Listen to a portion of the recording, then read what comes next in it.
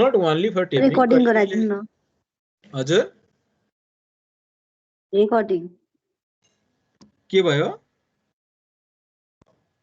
को बोल्नु भएको नाइ भइहाल्यो सर रेकर्डिङ भनेको ए इन्टरमिडिएट पोइन्टहरु चाहिँ फिक्स्ड गर्ने चाहिँ ला हामी रेन्जिङ भनेर भन्छ not only for the linear measurement कहिले कहिले हामीले चाहिँ इन्टरमिडिएट पोइन्टहरु त्यसै पनि फिक्स गर्नुपर्ने हुन्छ हाम्रो प्रोजेक्ट अनुसार त्यस्तो बेलामा पनि हामीले रेन्जिङ गर्नुपर्ने चाहिँ हुन्छ तर रेन्जिङ चाहिँ दुई प्रकारको हुन्छ there are two methods of ranging एउटा डाइरेक्ट रेन्जिङ र इन्डाइरेक्ट रेन्जिङ भन्ने छ डाइरेक्ट रेन्जिङ चाहिँ दुईटा पोइन्ट एक आपसमा इन्टरभिजिबल छ भने हामीले त्यो बेला गर्ने रेन्जिङ चाहिँ डाइरेक्ट रेन्जिङ अन्तर्गत पर्छ हामीले यहाँ रेन्जिङको बारेमा पनि तपाईलाई जाँचमा क्वेशन सोधिरहेछ लेख्नुपर्ने कुरा फिगर यही छ यो दुईटा पोइन्ट एक आपसमा इन्टरभिजिबल छ यहाँ एउटा रेन्जिङ रड राखेर यहाँ एउटा रेन्जिङ रड राखेर यसको पछाडी उभिएर हामी दुईटैलाई देख्न सक्छौं यताबाट यो देखिन्छ यताबाट यो देखिन्छ भने दैट इज द इन्टरभिजिबल भनेर भन्छ त्यसलाई हामी एक्सेसिबिलिटी पनि भनेर भन्छ यसै गरी इन्टरभिजिबिलिटी भनेर भन्छ त्यो भयो भने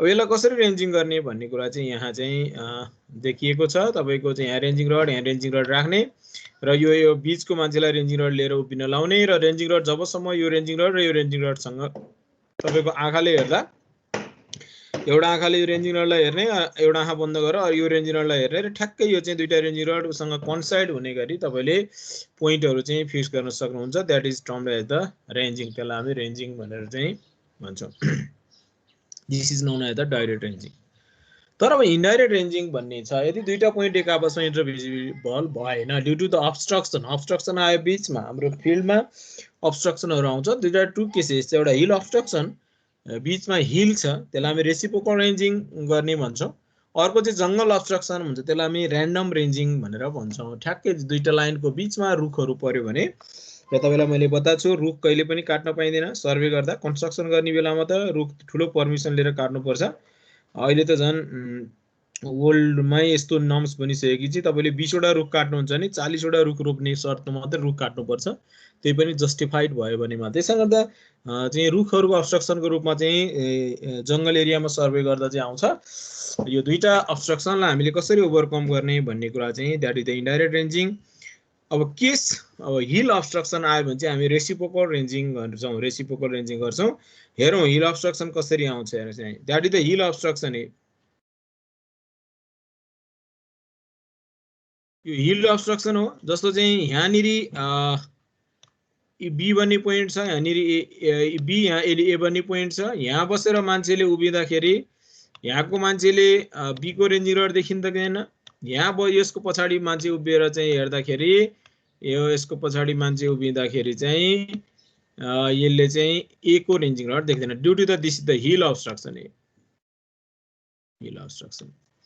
अब यसको प्रोसिड्युर चाहिँ के हो भने यस्तो बेलामा हामीले कसरी गर्ने रेसिप्रोकल रेन्जिङ भनेर भन्दा तपाईले यो हिल माथि चढेर कुनै एउटा पोइन्ट याम चुज गर्ने यो हिल माथि नै ठ्याक्कै हिल माथि जहाँबाट के देखियोस् भने बी र ए देखियोस् बी र ए भन्नेको रेन्जिङ रड देखियोस् यान भन्ने पोइन्ट पनि सिलेक्ट गर्ने जहाँबाट ए र बी भन्ने पोइन्ट देखियोस् जहाँ परे नै परोस् अब त्यसपछि हेर्नुस् यहाँ अब बिस्तारै हामी हेर्नुस् यहाँ सुरुमा याम र यान चाहिँ यता कतै परेछ यता मैले रातो यहाँ गोलोलाई याम कतै यता छ यान कतै यता छ अब के गर्ने त भनेर भन्दा यो याम भन्ने पोइन्ट सुरुमा यहाँ छ याम भन्ने पोइन्ट यो यान भन्ने पोइन्ट हो यो प्लानमा हामी हेर्दै छौं अब के गर्ने भन्दा यो यान 1 लाई यसरी यो यानलाई यान 1 यान 2 यान 3 गर्दै गर्दै यहाँ ल्याउनु पर्छ तपाईले लाइनमा ल्याउनु पर्यो यो याम भन्ने पोइन्टलाई पनि तपाईले यतातिर शिफ्ट गर्दै गर्दै m1 m2 गर्दै m3 गर्दै यो याम भन्नेमा लाइनमा लैजानु पर्यो कसरी गर्ने त भन्दा यो याम भन्ने पोइन्टबाट हेर्नुस् यहाँ याम भन्ने पोइन्टमा रेन्जिङ रड राखेर बी भन्ने पोइन्टको रेन्जिङ रडलाई रेन्जिङ गर्ने अघि गरेको डाइरेक्ट रेन्जिङ गरेर n1 भन्ने पोइन्ट यहाँ आयो त्यसपछि n1 बाट यो हिलमा भएको भएर यो ए भन्ने पोइन्ट देखिन्छ यता तल पनि नजाने योलाई यामलाई सिधै यता ट्रान्सफर गर्ने ताकि ए र बी मा रहेको रेन्ज रड देखियोस् यता तलतिर नजाने यही हिल भन्दा तल चाहिँ नजाने त्यसपछि यान मा रेन्जिङ रड राखेर n1 मा रेन्जिङ रड राखेर यहाँको रेन्जिङ रडलाई हेरेर M2 सिलेक्ट गरेँ, यहाँबाट M1 M2 मा सिफ्ट भयो। अब M2 मा रेन्जिङ रड राखेर B को रेन्जिङ रडलाई हेरेर यो लाइनमा पर्ने गरी N2 सिलेक्ट गरेँ। त्यसैगरी N2 मा रेन्जिङ रड राखेर A को रेन्जिङ रडलाई हेरेर यहाँ सिफ्ट गर्ने।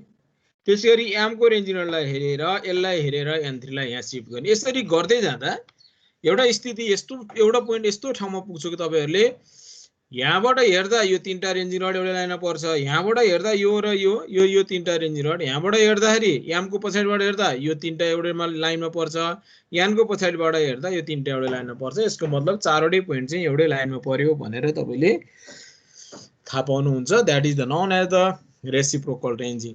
अब यसलाई अलिकति फिगर वाइज हेरौँ।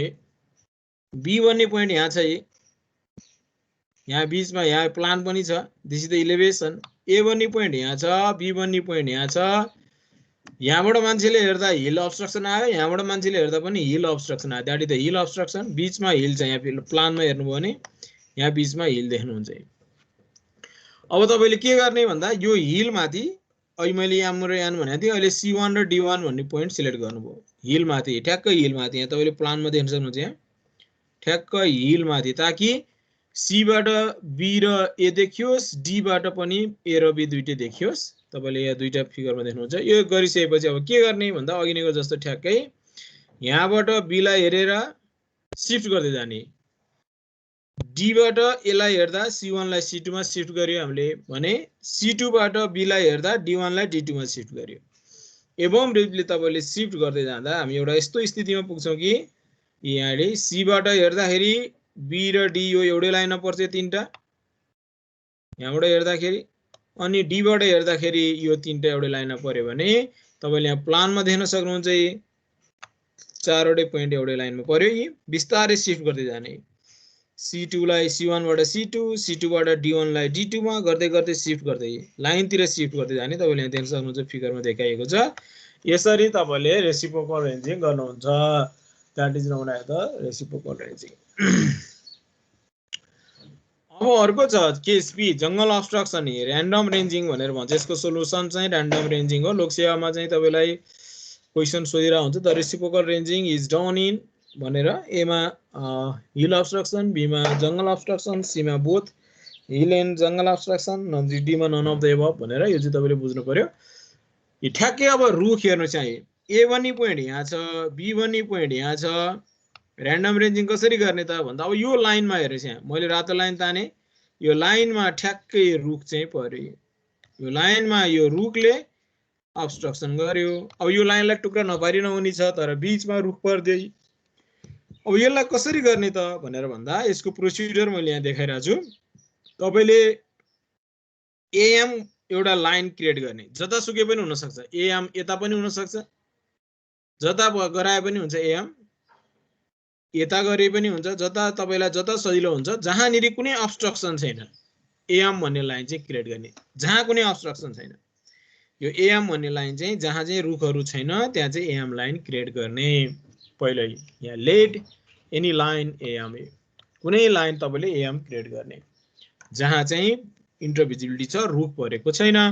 अब यो बी भन्ने पोइन्टबाट के गर्ने भन्दा एएम मा परपेन्डिकुलर ड्रप गर्ने, bn perpendicular, drop the perpendicular bn from b to am।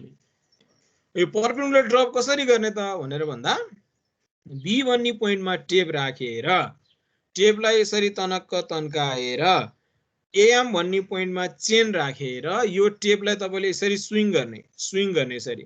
यहाँ एउटाले यहाँ टेप समाउँछ, टेपलाई तनक्क तन्काएर स्विङ गर्दा जहाँनिर लिस्ट डिस्टेन्स आउँछ त्यो नै परपेन्डिकुलर पोइन्ट एन हुन्छ। एकदम इजी छ, हामी पछि पढ्छौँ चेन सर्वेमा।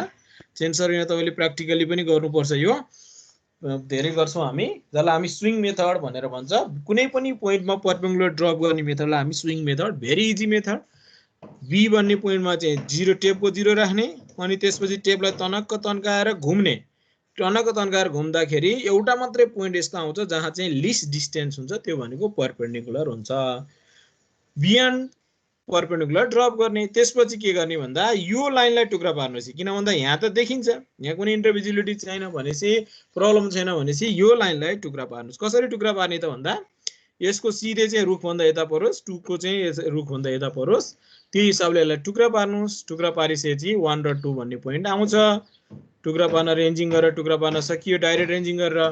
त्यसपछि A1 डिस्टेन्स नाप्नुस्, 1 2 डिस्टेन्स नाप्नुस्, 2n डिस्टेन्स नाप्नुस् र bn डिस्टेन्स नाप्नुस्। Measure A1 A2 an and bn। an र bn तपाईलाई थाहा हुन्छ। यो डिस्टेन्स थाहा भइसकेपछि अब के गर्ने भन्दा calculate similar triangle properties use गरेर यो निकाल्नुस्। 1 1 डैश को डिस्टेन्स, 2 2 डैश को डिस्टेन्स चाहिँ पत्ता लगाउने सिमिलर ट्रायंगल को प्रोपर्टिज युज गरेर। That is the relation. तपाईले A1 पनि नापेछ, bn पनि नापेछ, an पनि नापेछ। सिमिलर ट्रायंगल को प्रोपर्टिजहरु 1 1 डैश पनि आउँछ, 2 2 डैश पनि आउँछ। आइसकेपछि अब हामीलाई 1 डैश र 2 डैश भन्ने पोइन्ट चाहिँ फिल्डमा पेग गाड्न पर्यो भने के गर्ने? यो 1 भन्ने पोइन्टबाट परपेन्डिकुलर अफसेट लैजाने र 1 डैश लैजाने। 2 भन्ने पोइन्टबाट परपेन्डिकुलर अफसेट लैजाने, 2 2 डैश को डिस्टेन्सले पेग गाड्दिने, 1 1 डैश को डिस्टेन्सले पेग गाड्दिने।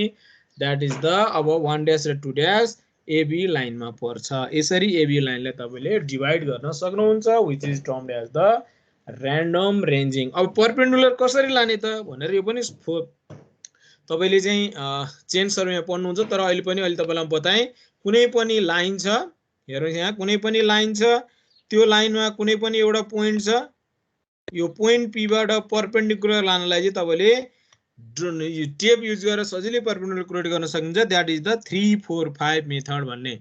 3 4 5 मेथड। त्यो कसरी भन्दा 3 4 5 मेथड चाहिँ तपाईले के गर्दा राइट एंगल ट्रायंगलमा जहिले पनि के हुन्छ भन्दा यो चाहिँ यदि यो 3 मिटर, यो 4 मिटर, यो 5 मिटर हुने गरी तपाईले ट्रायंगल बनाउने हो भने दैट इज द यो राइट एंगल ट्रायंगल हुन्छ। त्यसकारण त के गर्ने त भन्दा तपाईले अब टेपको यहाँ चाहिँ 3 मिटर हुने गरी तपाईले टेप समात्ने यो लाइनमा ठ्याक्कै यहाँदेखि यहाँसम्म 3 मिटर भनेपछि टेपको 0 नापेर टेपको 0 यहाँ राखे के रे चाहिँ तपाईले टेपको चाहिँ 0 यहाँ राखेर पोइन्ट भन्ने पोइन्टमा टेपको 0 राखेर 3 मिटर भन्ने पोइन्टलाई यहाँ समातेर त्यसपछि गएर चाहिँ तपाईले यो 5 गर्नलाई के गर्ने भन्दा 8 भन्ने पोइन्टलाई एउटाले यसरी समातेर यता लैजान्छ 8 भन्ने पोइन्टलाई, ताकि यो 5 हुन्छ। यो 3 यहाँ समातेपछि 8 ले यहाँ समात्ने र 4 भनेपछि 0 र 12 पोइन्ट P मा एकजनाले 0 र 12 समातेर बसेर एउटा मान्छेले यो टेपलाई तनक्क तन्काइदिने हो भने एउटा राइट एंगल ट्रायंगल क्रिएट हुन्छ, व्हिच इज द परपेन्डिकुलर। यसरी हामी परपेन्डिकुलर चाहिँ ड्रप गर्न सकिन्छ। That is known as the 3 4 5 method using the tape very easily. यो फिल्डमा हामी गर्छौं भने ल यसलाई हामी र्यान्डम रेन्जिङ भनेर भन्छ। यो दुईटा जे जहाँ छ पनि धेरै ताल सोधेको छ, describe the what do you mean by ranging, describe the methods of ranging भनेर तपाईले यी सबै लेख्ने गरी लङ क्वेशनमा सोधेको पनि छ। कहिले कहिले र्यान्डम रेन्जिङको बारेमा व्याख्या गर भनेको छ, कहिले कहिले रेसिप्रोकल रेन्जिङको बारेमा व्याख्या गर भनेको छ। तपाईले फिगर बनाएर चाहिँ यसलाई गर्नु पर्यो।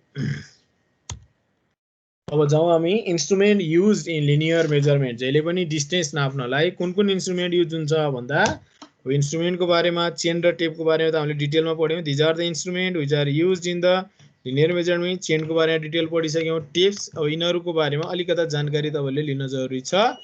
यो इन्स्ट्रुमेन्ट यिनहरु चाहिँ इन्स्ट्रुमेन्ट चाहिँ हामी लिनियर मेजरमेन्टमा युज गर्छौं। हेरौं यिनहरु के हो। अब टेप र चेन त हामीले पढिसकेर मैले हैन। This is the arrows 4 mm diameter को रडलाई यसरी सिधा बनाएर माथि यसरी हेड जस्तो बनाएर हामीले एउटा एरो बनाउँछौं। That is termed as the arrow. Individually हेर्न सक्नुहुन्छ। This is known as the arrow.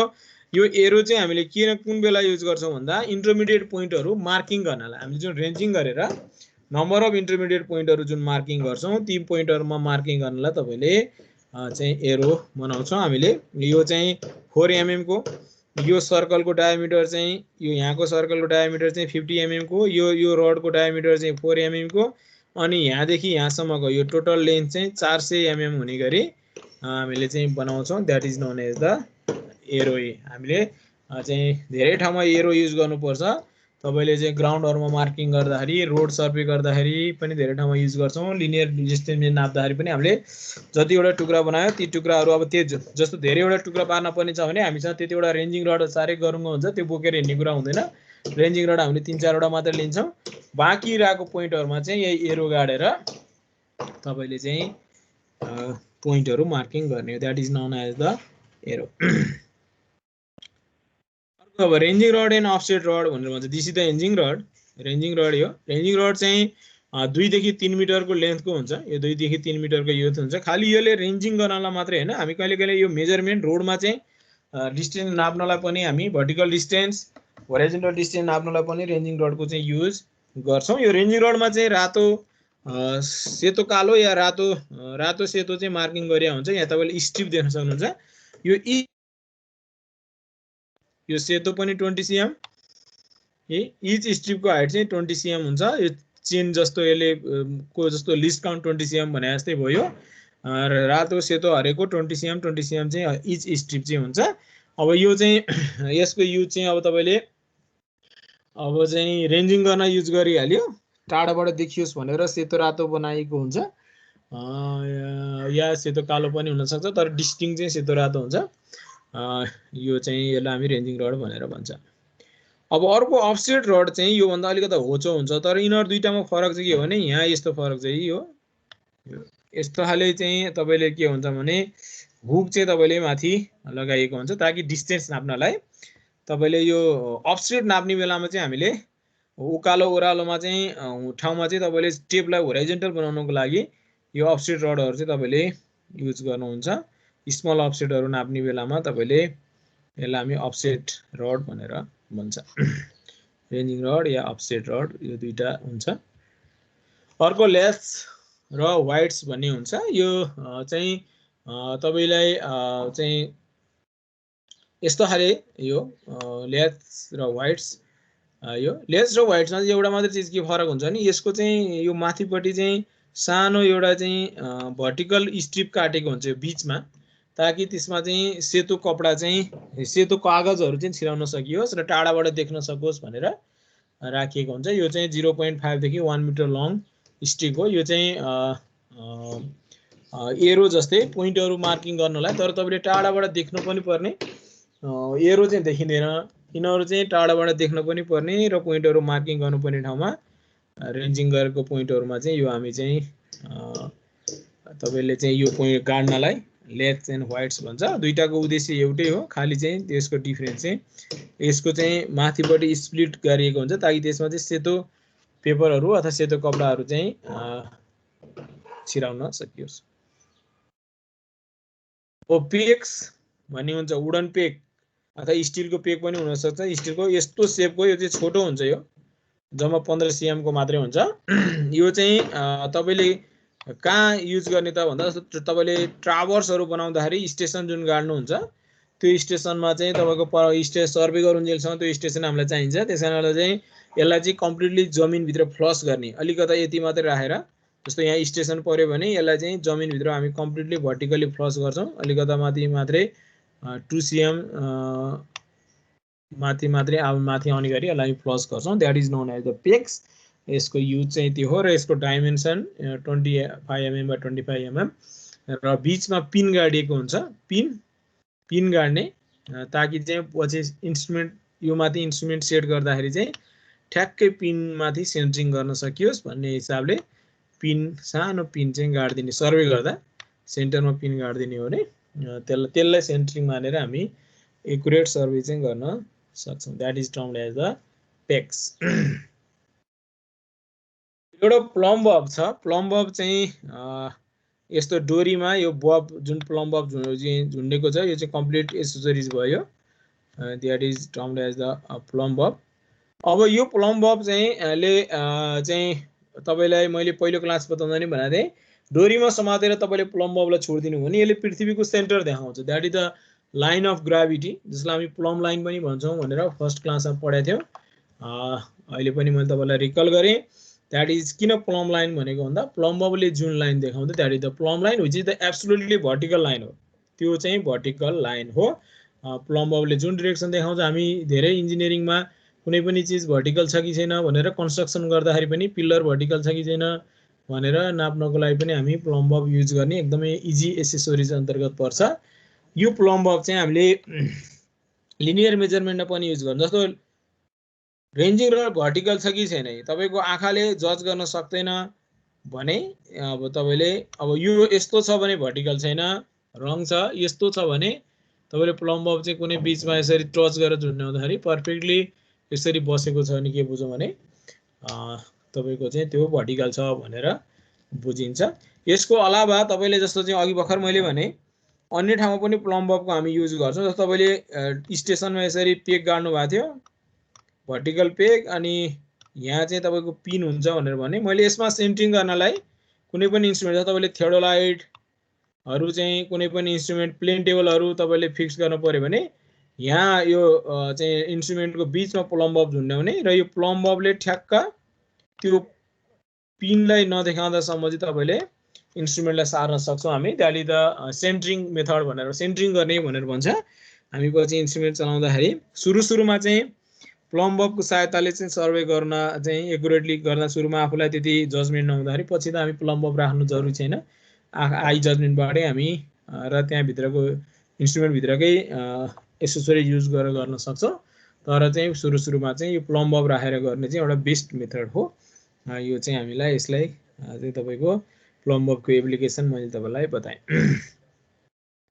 अब कहिले ग्राउन्डको पोइन्टलाई माथि ट्रान्सफर गर्न, जस्तो प्लेन टेबल सर्वे गर्दा यहाँ टेबल हुन्छ ट्राइपोड माथि, यो पोइन्टलाई माथि ट्रान्सफर गर्नु पर्यो पेपरमा, यहाँ पेपर राख्छौँ हामी, यसलाई माथि ट्रान्सफर गर्नु पर्यो भने प्लम्ब बबको सहायता लिन्छौँ। कहिले पेपरको पोइन्टलाई ग्राउन्डमा ट्रान्सफर गर्नु पर्यो भने पनि हामी प्लम्ब बबकै सहायताले चाहिँ गर्छौँ। These are the application of use of plumb bob.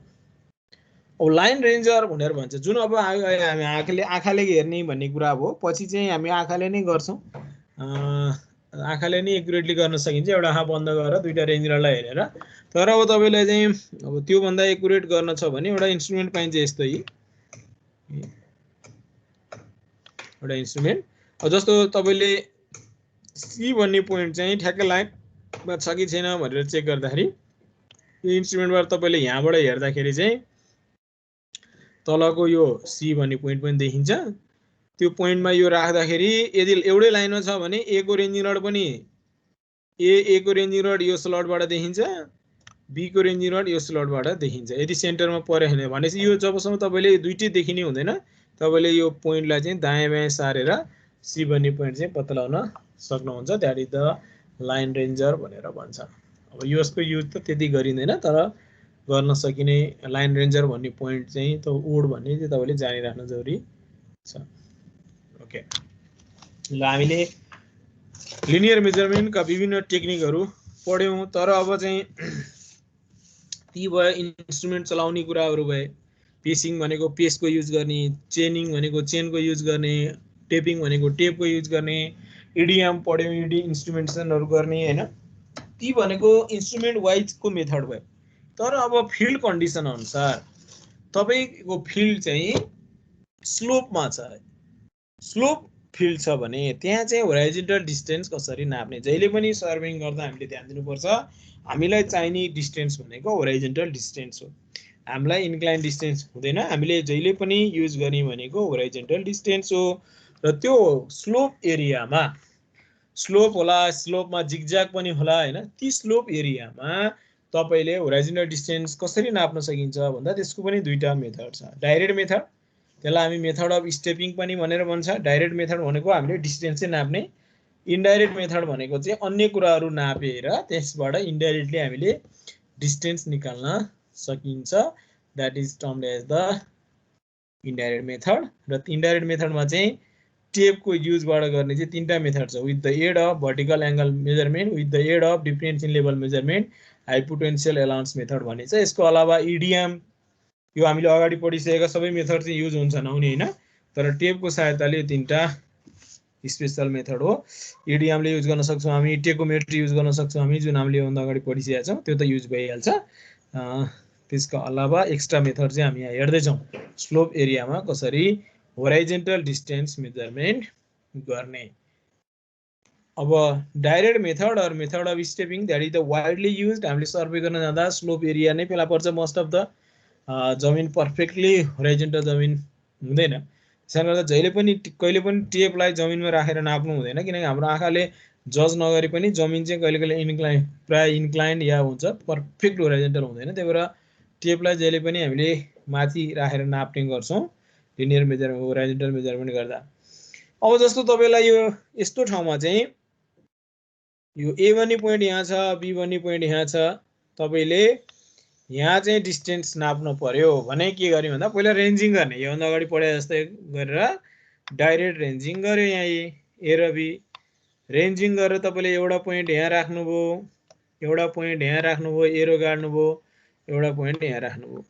अब हरेक टुक्रालाई नाप्दै जाने L1, L2, L3, L4 र डी। टेपलाई पर्फेक्टली होराइजेन्टल बनाएर। अब कसरी होराइजेन्टल बनाउने त हेर्नुहोस्। यहाँ दुईटा टुक्राको बीचको डिस्टेन्स नाप्ने तरिका यहाँ देखाइएको छ। तपाईँले चाहिँ एउटा पोइन्ट यो छ, एउटा पोइन्ट यो छ, यो पोइन्टको बिचमा चाहिँ तपाईँले पेग गाड्नु भएको छ अथवा एरो गाड्नु भएको छ भने यो ए भन्ने पोइन्टबाट चाहिँ टेपलाई पर्फेक्टली होराइजेन्टल लैजाने। यहाँ चाहिँ तपाईँले पर्फेक्टली रेन्जिङ रडलाई भर्टिकल राख्ने। रेन्जिङ रडको सहायता अथवा यहाँ चाहिँ प्लम्ब अफ झुन्डा छ, त्यो पनि एकदम सजिलो हो। प्लम्ब अफ झुन्डाएर पनि गर्न सक्छौँ हामी। This is the plumb of. ठ्याक्कै प्लम्ब अफ झुन्डाउनुहोस् या रेन्जिङ रडलाई पर्फेक्टली भर्टिकल बनाउनुहोस्। त्यसपछि के गर्नुहोस् भने रेन्जिङ रड युज गर्नु भएको छ भने चाहिँ यहाँ रेन्जिङ रड युज गर्नु भएको छ भने तपाईँले के गर्ने भने टेपलाई स्विङ गर्ने, तलमाथि स्विङ गर्ने। पर्फेक्ट होराइजेन्टल बनाउने तरिका यहाँ त लेभल राखेको देखाएको छ। यो चाहिँ तपाईँलाई बुझाउन मात्रै, लेभल भनेको होराइजेन्टल बनाउनु पर्छ भन्ने कुरा हो। लेभल राखी नापेर साध्य हुँदैन। तपाईँले पर्फेक्ट होराइजेन्टल बनाउने तरिका चाहिँ के हो त भन्दा स्विङ गर्ने।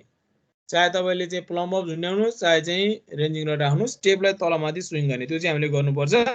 जहाँनिर लिस्ट डिस्टेन्स छ त्यो लिस्ट भएको पोइन्टमा चाहिँ परपेन्डिकुलर हुन्छ, यानि त्यो पोइन्ट लाइन चाहिँ होराइजेन्टल हुन्छ भनेर बुझ्नु। एउटा भर्टिकल लाइन पोइन्ट उसित रेन्जिङ रडलाई भर्टिकल बनाएर तपाईँले त्यो टेपलाई चाहिँ अथवा चाहिँ प्लम्ब अफलाई तपाईँले राखेर, प्लम्ब अफ राख्यो भने त झन् एकुरेट आउँछ।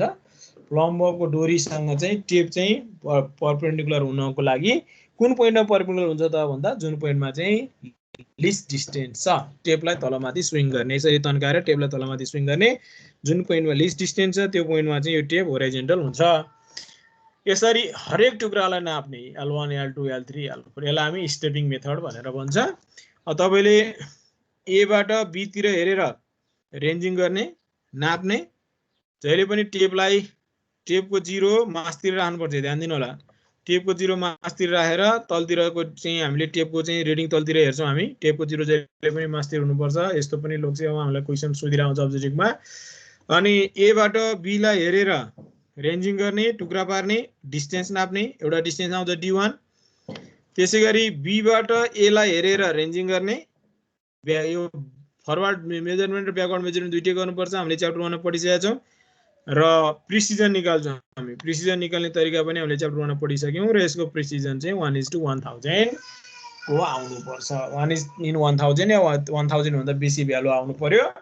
That is known as the direct method or method of stepping भनेर भन्छौँ हामी। प्रिसिजन फरवर्ड मेजरमेन्ट र ब्याकवर्ड मेजरमेन्ट। ध्यान दिनुपर्ने कुरा के हो भने फरवर्ड मेजरमेन्ट गर्दाखेरि पनि रेन्जिङ एबाट गर्नुपर्छ, एबाट। ब्याकवर्ड मेजरमेन्ट गर्दा रेन्जिङ बीबाट गर्नुपर्छ। र डिस्टेन्स चाहिँ हामीले यसरी टुक्रा पारेर यसरी नाप्छौँ। That is termed as the direct method of स्लोपमा नाप्ने, जसलाई हामी स्टेपिङ मेथड पनि भनेर भन्छौँ।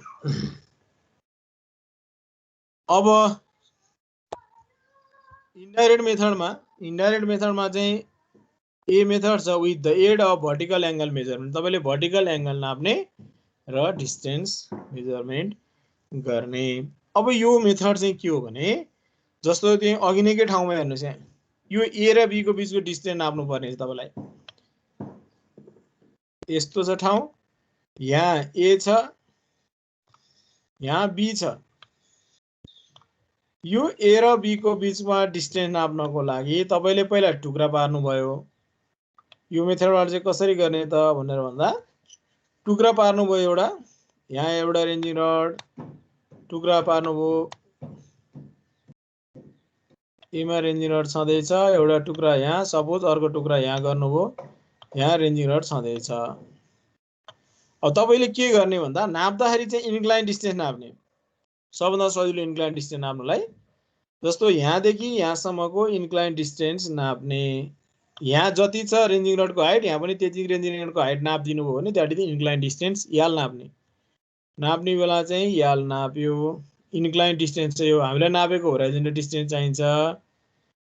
अब तपाईले अर्को के नाप्ने भन्दा यो एंगल नाप्ने, यो होराइजन्टलसँग यो टेपले बनाएको एंगल थीटा नाप्ने हो भने हरेक टुक्रालाई यस्तै गरी नाप्ने हो भने होराइजन्टल डिस्टेन्स यहाँदेखिको यहाँसम्मको होराइजन्टल डिस्टेन्स, यो टुक्राको होराइजन्टल डिस्टेन्स डी चाहिँ कति हुन्छ त भन्दा याल कस थीटा हुन्छ। डी इक्वल्स टु याल कस थीटा इक्वल्स टु याल कस थीटा। यसरी हरेक टुक्रालाई नाप्दै जान्छ तपाईले, हरेक टुक्रालाई, यो टुक्रालाई पनि इन्क्लाइन डिस्टेन्स नाप्ने, एंगल नाप्ने, यसको पनि इन्क्लाइन डिस्टेन्स नाप्ने, एंगल नाप्ने। यहाँ फिगरमा पनि देखाएको छ है। अनि यहाँ लास्टमा समेसन अफ याल कस थीटा, मैले याल भने उले यास भने है। यसरी तपाईले नाप्नुहुन्छ र यो एंगल नाप्नलाई टेपले नाप्ने हो। इन्क्लाइन डिस्टेन्स चाहिँ टेपले नाप्नलाई के सजिलो छ भने यो रेन्जिङ रड जतिवटा स्ट्रिप छ तपाईले यहाँ दुईवटा स्ट्रिपमा पोइन्ट मार्क गर्नुभयो भने यहाँ पनि दुईवटा स्ट्रिपमाथि पोइन्ट मार्क गर्ने र त्यो स्ट्रिपबाट यो स्ट्रिपसँग टेपलाई तन्काएर नाप्दिनु भने त्यसले इन्क्लाइन डिस्टेन्स नाप्छ। इन्क्लाइन डिस्टेन्स त टेपले नाप्ने भइहाल्यो। अब किलोमिटर और एब्नी लेभलको सहायताले यो प्र्याक्टिकल पनि हामी गर्छौं। खुलेपछि एब्नी लेभल चलाउँछौं, किलोमिटर त अझै त्यति चलन चल्तीमा छैन। एब्नी लेभल चाहिँ हाइली युज्ड सिम्पल इन्स्ट्रुमेन्ट हो जसले चाहिँ भर्टिकल एंगल यानी स्लोप एंगल नाप्छ। स्लोप एंगल जहिले पनि भर्टिकल एंगल हो, एकदम ध्यान दिनु होला। होराइजन्टल सँग स्लोपले बनाएको एंगल चाहिँ स्लोप एंगल हो र त्यसलाई हामी भर्टिकल एंगल भनेर भन्छौं मेजरमेन्टको हिसाबले। र यो नाप्ने चाहिँ तपाईले एब्नी लेभलले, यो एब्नी लेभल तपाईले चलाउनु हुन्छ। This is the Abney level. यो एब्नी लेभलमा यहाँ चाहिँ वाटर बबल हुन्छ। होराइजन्टल हुँदाखेरि चाहिँ यो वाटर बबल सेन्टरमा आउँछ, यहाँ सेन्टरमा। अनि यहाँ क्यालिब्रेसन हुन्छ। एउटा क्यालिब्रेसन चाहिँ डिग्रीमा हुन्छ, एउटा क्यालिब्रेसन चाहिँ पर्सेन्टेजमा हुन्छ। माथिको क्यालिब्रेसन चाहिँ पर्सेन्टेजमा हुन्छ जसले चाहिँ ग्रेडियन्ट नाप्छ। तलको क्यालिब्रेसन चाहिँ तपाईको चाहिँ यो क्यालिब्रेसन चाहिँ डिग्रीमा हुन्छ जसले 0 देखि 90 डिग्री सम्म चाहिँ एंगल चाहिँ नाप्छ। अब यो एब्नी लेभलले नाप्ने चाहिँ कसरी भनेर भन्दा ध्यान दिनुपर्ने कुरा के भने यो होराइजन्टल हुँदाखेरि यहाँ रिडिङ 0 देखाउँछ, 0 मा बस्छ यो एरो, यो पोइन्टर हेर्नुलाई यो पोइन्टर चाहिँ 0 मा बस्छ। अनि वाटर बबल सेन्टरमा हुन्छ। तपाईले हेर्ने चाहिँ यहाँबाट हो, यहाँबाट आँखाले हेर्ने रेन्जिङ रडलाई हेर्ने। जस्तो यहाँ यसले रेन्जिङ रड समातेको छ, तपाई आँखाको हाइटमा जति हाइट तपाईको आँखाको हुन्छ त्यति हाइटमा चाहिँ तपाईले हेर्ने हो। एब्नी लेभलले यहाँबाट यसलाई हेर्ने। अब हेर्दाखेरि चाहिँ अहिले पो एब्नी लेभल होराइजन्टल छ, एब्नी लेभल इन्क्लाइन हुन्छ। इन्क्लाइन हुँदाखेरि वाटर बबल सेन्टरमा आउँदैन, हुँदैन त्यो बेला इन्क्लाइन हुँदा। वाटर बबल सेन्टरमा ल्याउनलाई तपाईले के गर्ने त भन्दा यसलाई घुमाउनु पर्यो। यो होराइजन्टल बनाउनलाई यो इन्क्लाइन हुन्छ यसरी, यसलाई होराइजन्टल बनाउनलाई यसलाई घुमाउनु पर्छ तपाईले। घुमाउँदाखेरि जबसम्म यो होराइजन्टल भएर वाटर बबल सेन्टरमा आउँदैन। वाटर बबल सेन्टरमा कसरी थाहा हुन्छ त भन्दा यहीँबाट थाहा हुन्छ। यहाँबाट हेर्दाखेरि तीनटा वायरको बीचमा वाटर बबल पर्यो, वाटर बबल यहाँ बीचमा पर्यो भने यहाँ नि सेन्टरमा पर्यो भन्ने थाहा हुन्छ। त्यसरी बनाइएको हुन्छ। यहाँ मिरर हुन्छ, यो यहाँ मिररले त्यसलाई रिफ्लेक्ट गर्ने। यहाँ सेन्टरमा आएपछि यो मिररबाट चाहिँ तपाईले वाटर बबल देख्नुहुन्छ। त्यसरी गरिसकेपछि अनि तपाईले ठ्याक्क यो रिडिङ चाहिँ यसलाई होराइजन्टल, जस्तो तपाईको एब्नी लेभल इन्क्लाइन भइदियो भने, एब्नी लेभल यसरी बस्दियो भने इन्क्लाइन राख्नु भएको छ पोइन्टलाई हेर्नलाई भने तपाईको यो वाटर बबल चाहिँ पनि यसरी, यो वाटर बबलको पोइन्ट पनि यसरी बस्या हुन्छ। यसरी बसेर यो बेला त वाटर बबल इन्क्लाइन भइदिन्छ। अब यसलाई होराइजन्टल बनाउन तपाईले के गर्नु पर्यो, घुमाउनु पर्यो, यस्तो बनाउनु पर्यो। यसलाई यस्तो बनाउँदाखेरि पोइन्टरले यतातिर देखाउँछ। त्यो पोइन्टरले देखाएको एंगल चाहिँ भर्टिकल एंगल हुन्छ, दिस एंगल हुन्छ। यसरी तपाईले चाहिँ यो प्र्याक्टिकली गर्नुहुन्छ। यसलाई हामी एब्नी लेभलबाट यसरी नाप्न सक्छौं। अर्को छ क्लिनोमिटर। दिस इज द क्लिनोमिटर, एकदमै सिम्पल इन्स्ट्रुमेन्ट हो। सुरुमा हामीले यसबाट नाप्थ्यौं। क्लिनोमिटरहरु चाहिँ यो चाहिँ पर्फेक्टली तपाईले चाहिँ होराइजन्टल बनाउनु भयो भने चाहिँ यो पोइन्टर आफैले चाहिँ यहाँ यो यस्तो देखाउँछ, यो 0 मा देखाउँछ, यहाँ देखाउँछ। तर अब तपाईले के हो भन्दा तलतिर हेर्नु पर्यो भने त यसलाई यस्तो इन्क्लाइन गर्नु पर्यो। हेर्नु तपाईले यहाँ मेजरमेन्ट गर्ने तरिका मैले तपाईलाई देखाउँछु।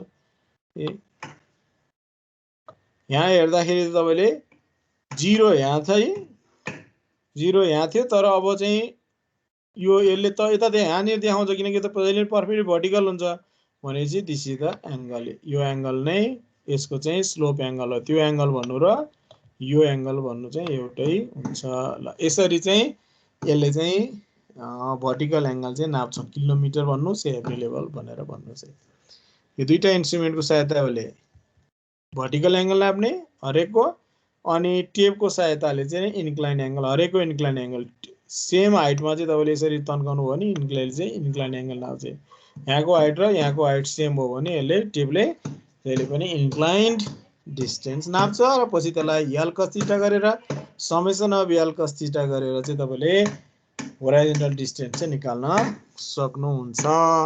यो that is the every level and this is the kilometre.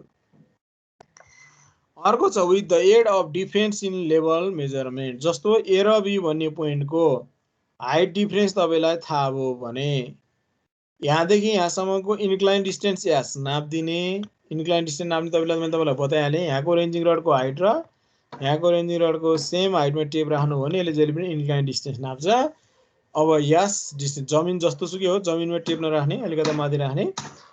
यो यास तपाईले टेपले नाप्नुहुन्छ। यास चाहिँ यो याद चाहिँ लेभल डिफरेन्स चाहिँ लेभल मेसिनले नाप्दिने।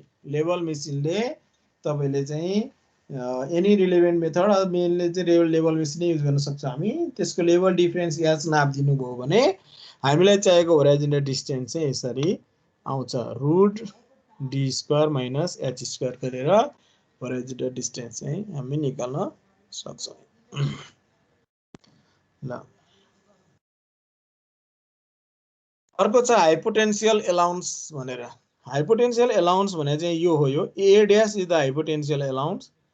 तपाईलाई स्लोप डिस्टेन्स स्लोपमा तपाईले यो मेथडबाट पनि गर्न सकिन्छ भन्ने हो, तर त्यति युज मेथड चाहिँ यो छैन। जहिले पनि हेर्नुस् यहाँ वान चेन होराइजन्टल डिस्टेन्स हुँदा नै यसको आर्कले तान्ने हो भने बीए डैश चाहिँ वान चेन हुन्छ। तर तपाईलाई के हो भने चाहिएको होराइजन्टल डिस्टेन्स हो, यो जमिन इन्क्लाइन छ भनेपछि वान चेन होराइजन्टल डिस्टेन्स नाप्नलाई तपाईले स्लोपतिर यो ए डैश एक्स्ट्रा राखिदिने हो भने, एक्स्ट्रा त्यहाँ छोडिदिने हो भने के हुने रहेछ भन्दा एक चेन भइहाल्यो। त्यसैगरी अब यहाँबाट माथि जाँदा नि के गर्ने त भन्दा वान चेन डिस्टेन्समा चाहिँ यो ए डैश छोडिदिने हो भने अर्को वान चेन चाहिँ तपाईँ चाहिँ होराइजन्टल जान सक्नुहुने रहेछ। यसरी तपाईले जोड्दै जाने। यहाँ पनि कति डिस्टेन्स राखिदिने त भने ए भन्ने पोइन्टबाट यहाँ पुग्दाखेरि सतो यो बीमा पुग्दाखेरि के गर्ने, बी डैश भन्ने पोइन्टमा पुग्दाखेरि चाहिँ भने वान चेन प्लस यो ए डैश जसलाई हामी हाइपोटेन्शियल अलाउन्स भन्छ त्यति एक्स्ट्रा छोडिदिने हो भने दुई चेन गयो। यहाँबाट फेरि अर्को एक चेन तपाईलाई होराइजन्टली जान हो भने वान चेन प्लस ए डैश जोडिदिने हो भने तपाईँ तीन चेन जानु। यसरी तपाईले होराइजन्टल डिस्टेन्स चाहिँ नाप्न सक्नुहुन्छ, जसलाई हामी हाइपोटेन्शियल अलाउन्स भनेर भन्छ। स्लोप चाहिँ हाइपोटेन्समा पर्ने भएर त्यसमा चाहिँ अलाउन्स छोडिदिने। होराइजन्टल डिस्टेन्स त्यति जनालाई कति अलाउन्स छोड्नु त्यसलाई हामी हाइपोटेन्शियल अलाउन्स भन्छ। त्यो हाइपोटेन्शियल अलाउन्स चाहिँ कसरी थाहा हुन्छ त भनेर भन्दा यी this is the formula A one chain sec theta minus one. One chain भनेको चेनको डिस्टेन्स भइहाल्यो, अथवा तपाईँले यहाँ 30 मिटर 20 मिटर टेपको डिस्टेन्स पनि राख्न सक्नुहुन्छ, सिधै चेनको डिस्टेन्स पनि राख्न सक्नुहुन्छ। अहिले चेनमा हामीले निकाल्दैछौँ। यो स्लोप चाहिँ तपाईले केले नाप्ने, एभ्नी लेभलले नाप्ने। थीटा तपाईलाई थाहा हुन्छ, अनि one chain sec theta minus one भनेपछि हरेक वान चेन होराइजन्टल डिस्टेन्समा यति हाइपोटेन्शियल अलाउन्स चाहिँ तपाईले इन्क्लाइन डिस्टेन्समा छोड्दै छोड्दै जाने हो भने तपाईले चाहिँ जस्तो कहिले कहिले तपाईलाई 60 मिटर होराइजन्टल डिस्टेन्समा बीबाट ए भन्ने पोइन्ट फिक्स गर्नुपर्ने हुनसक्छ। त्यस्तो बेलामा चाहिँ तपाईले के गर्ने भने यसरी 60 मिटर भनेपछि होराइजन्टल 60 मिटर जानलाई तपाईले हाइपोटेन्शियल अलाउन्स कति छोड्नु पर्यो भन्ने कुरा चाहिँ निकालेर त्यति एक्स्ट्रा छोडिदिएपछि होराइजन्टल डिस्टेन्समा चाहिँ तपाईले त्यसरी नापियो भन्ने कुरा चाहिँ पत्ता लगाउन सकिन्छ। This is known as the hypotenusal allowance method भनेर भन्छ। ल यो मेथडमा केही कसैलाई छ केही सोध्नु भने सोधौँ अनि त्यसपछि हामी इररतिर जान्छौँ। कसैलाई केही डाउट छ फिल्डको कुरा थ्योरीमा केही भन्ने सोध्नुहोस्।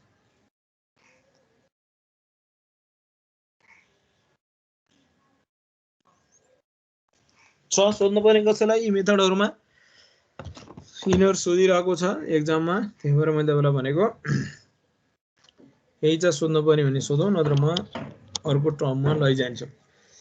ल अब इरर भन्ने छ। अब यो इरर हामीले योभन्दा अगाडि नै पढिसक्यौँ। जहिले पनि इरर चाहिँ आउँछ हामीले डिस्टेन्स नाप्ने बित्तिकै चाहिँ कुनै पनि एक्ज्याक्ट मेजरमेन्ट हामी गर्न सक्दैनौँ र इरर भनेको जहिले पनि measured value minus true value हो। तर कुनै पनि चिजको ट्रु भ्यालु हामीलाई थाहा हुँदैन, ट्रु भ्यालु हामीलाई थाहा हुँदैन, त्यसैले गर्दा इरर ठ्याक्कै क्याल्कुलेट गर्न चाहिँ सकिँदैन भनेर मैले तपाईलाई पहिला पनि भनेको थिएँ। ठ्याक्कै इरर क्याल्कुलेट गर्न चाहिँ सकिँदैन। तर अब इरर आउँछ नै भन्ने कुरा चाहिँ तपाईले बुझ्न जरुरी छ। अब त्यो इरर चाहिँ भने के त बुझिसक्नु भयो। अब यो कसरी आउँछ, यसका सोर्सेसहरु के हो, कति प्रकारको इरर हुन्छ अनि भन्ने कुरा चाहिँ हामीले यहाँ जान्न खोजेको। अब सोर्सेस अफ इरर चाहिँ तीनवटा इररको सोर्स हुन्छ सर्भिङ गर्दा। एउटा नेचुरल इरर, एउटा इन्स्ट्रुमेन्टल इरर र अर्को पर्सनल इरर भन्ने हुन्छ।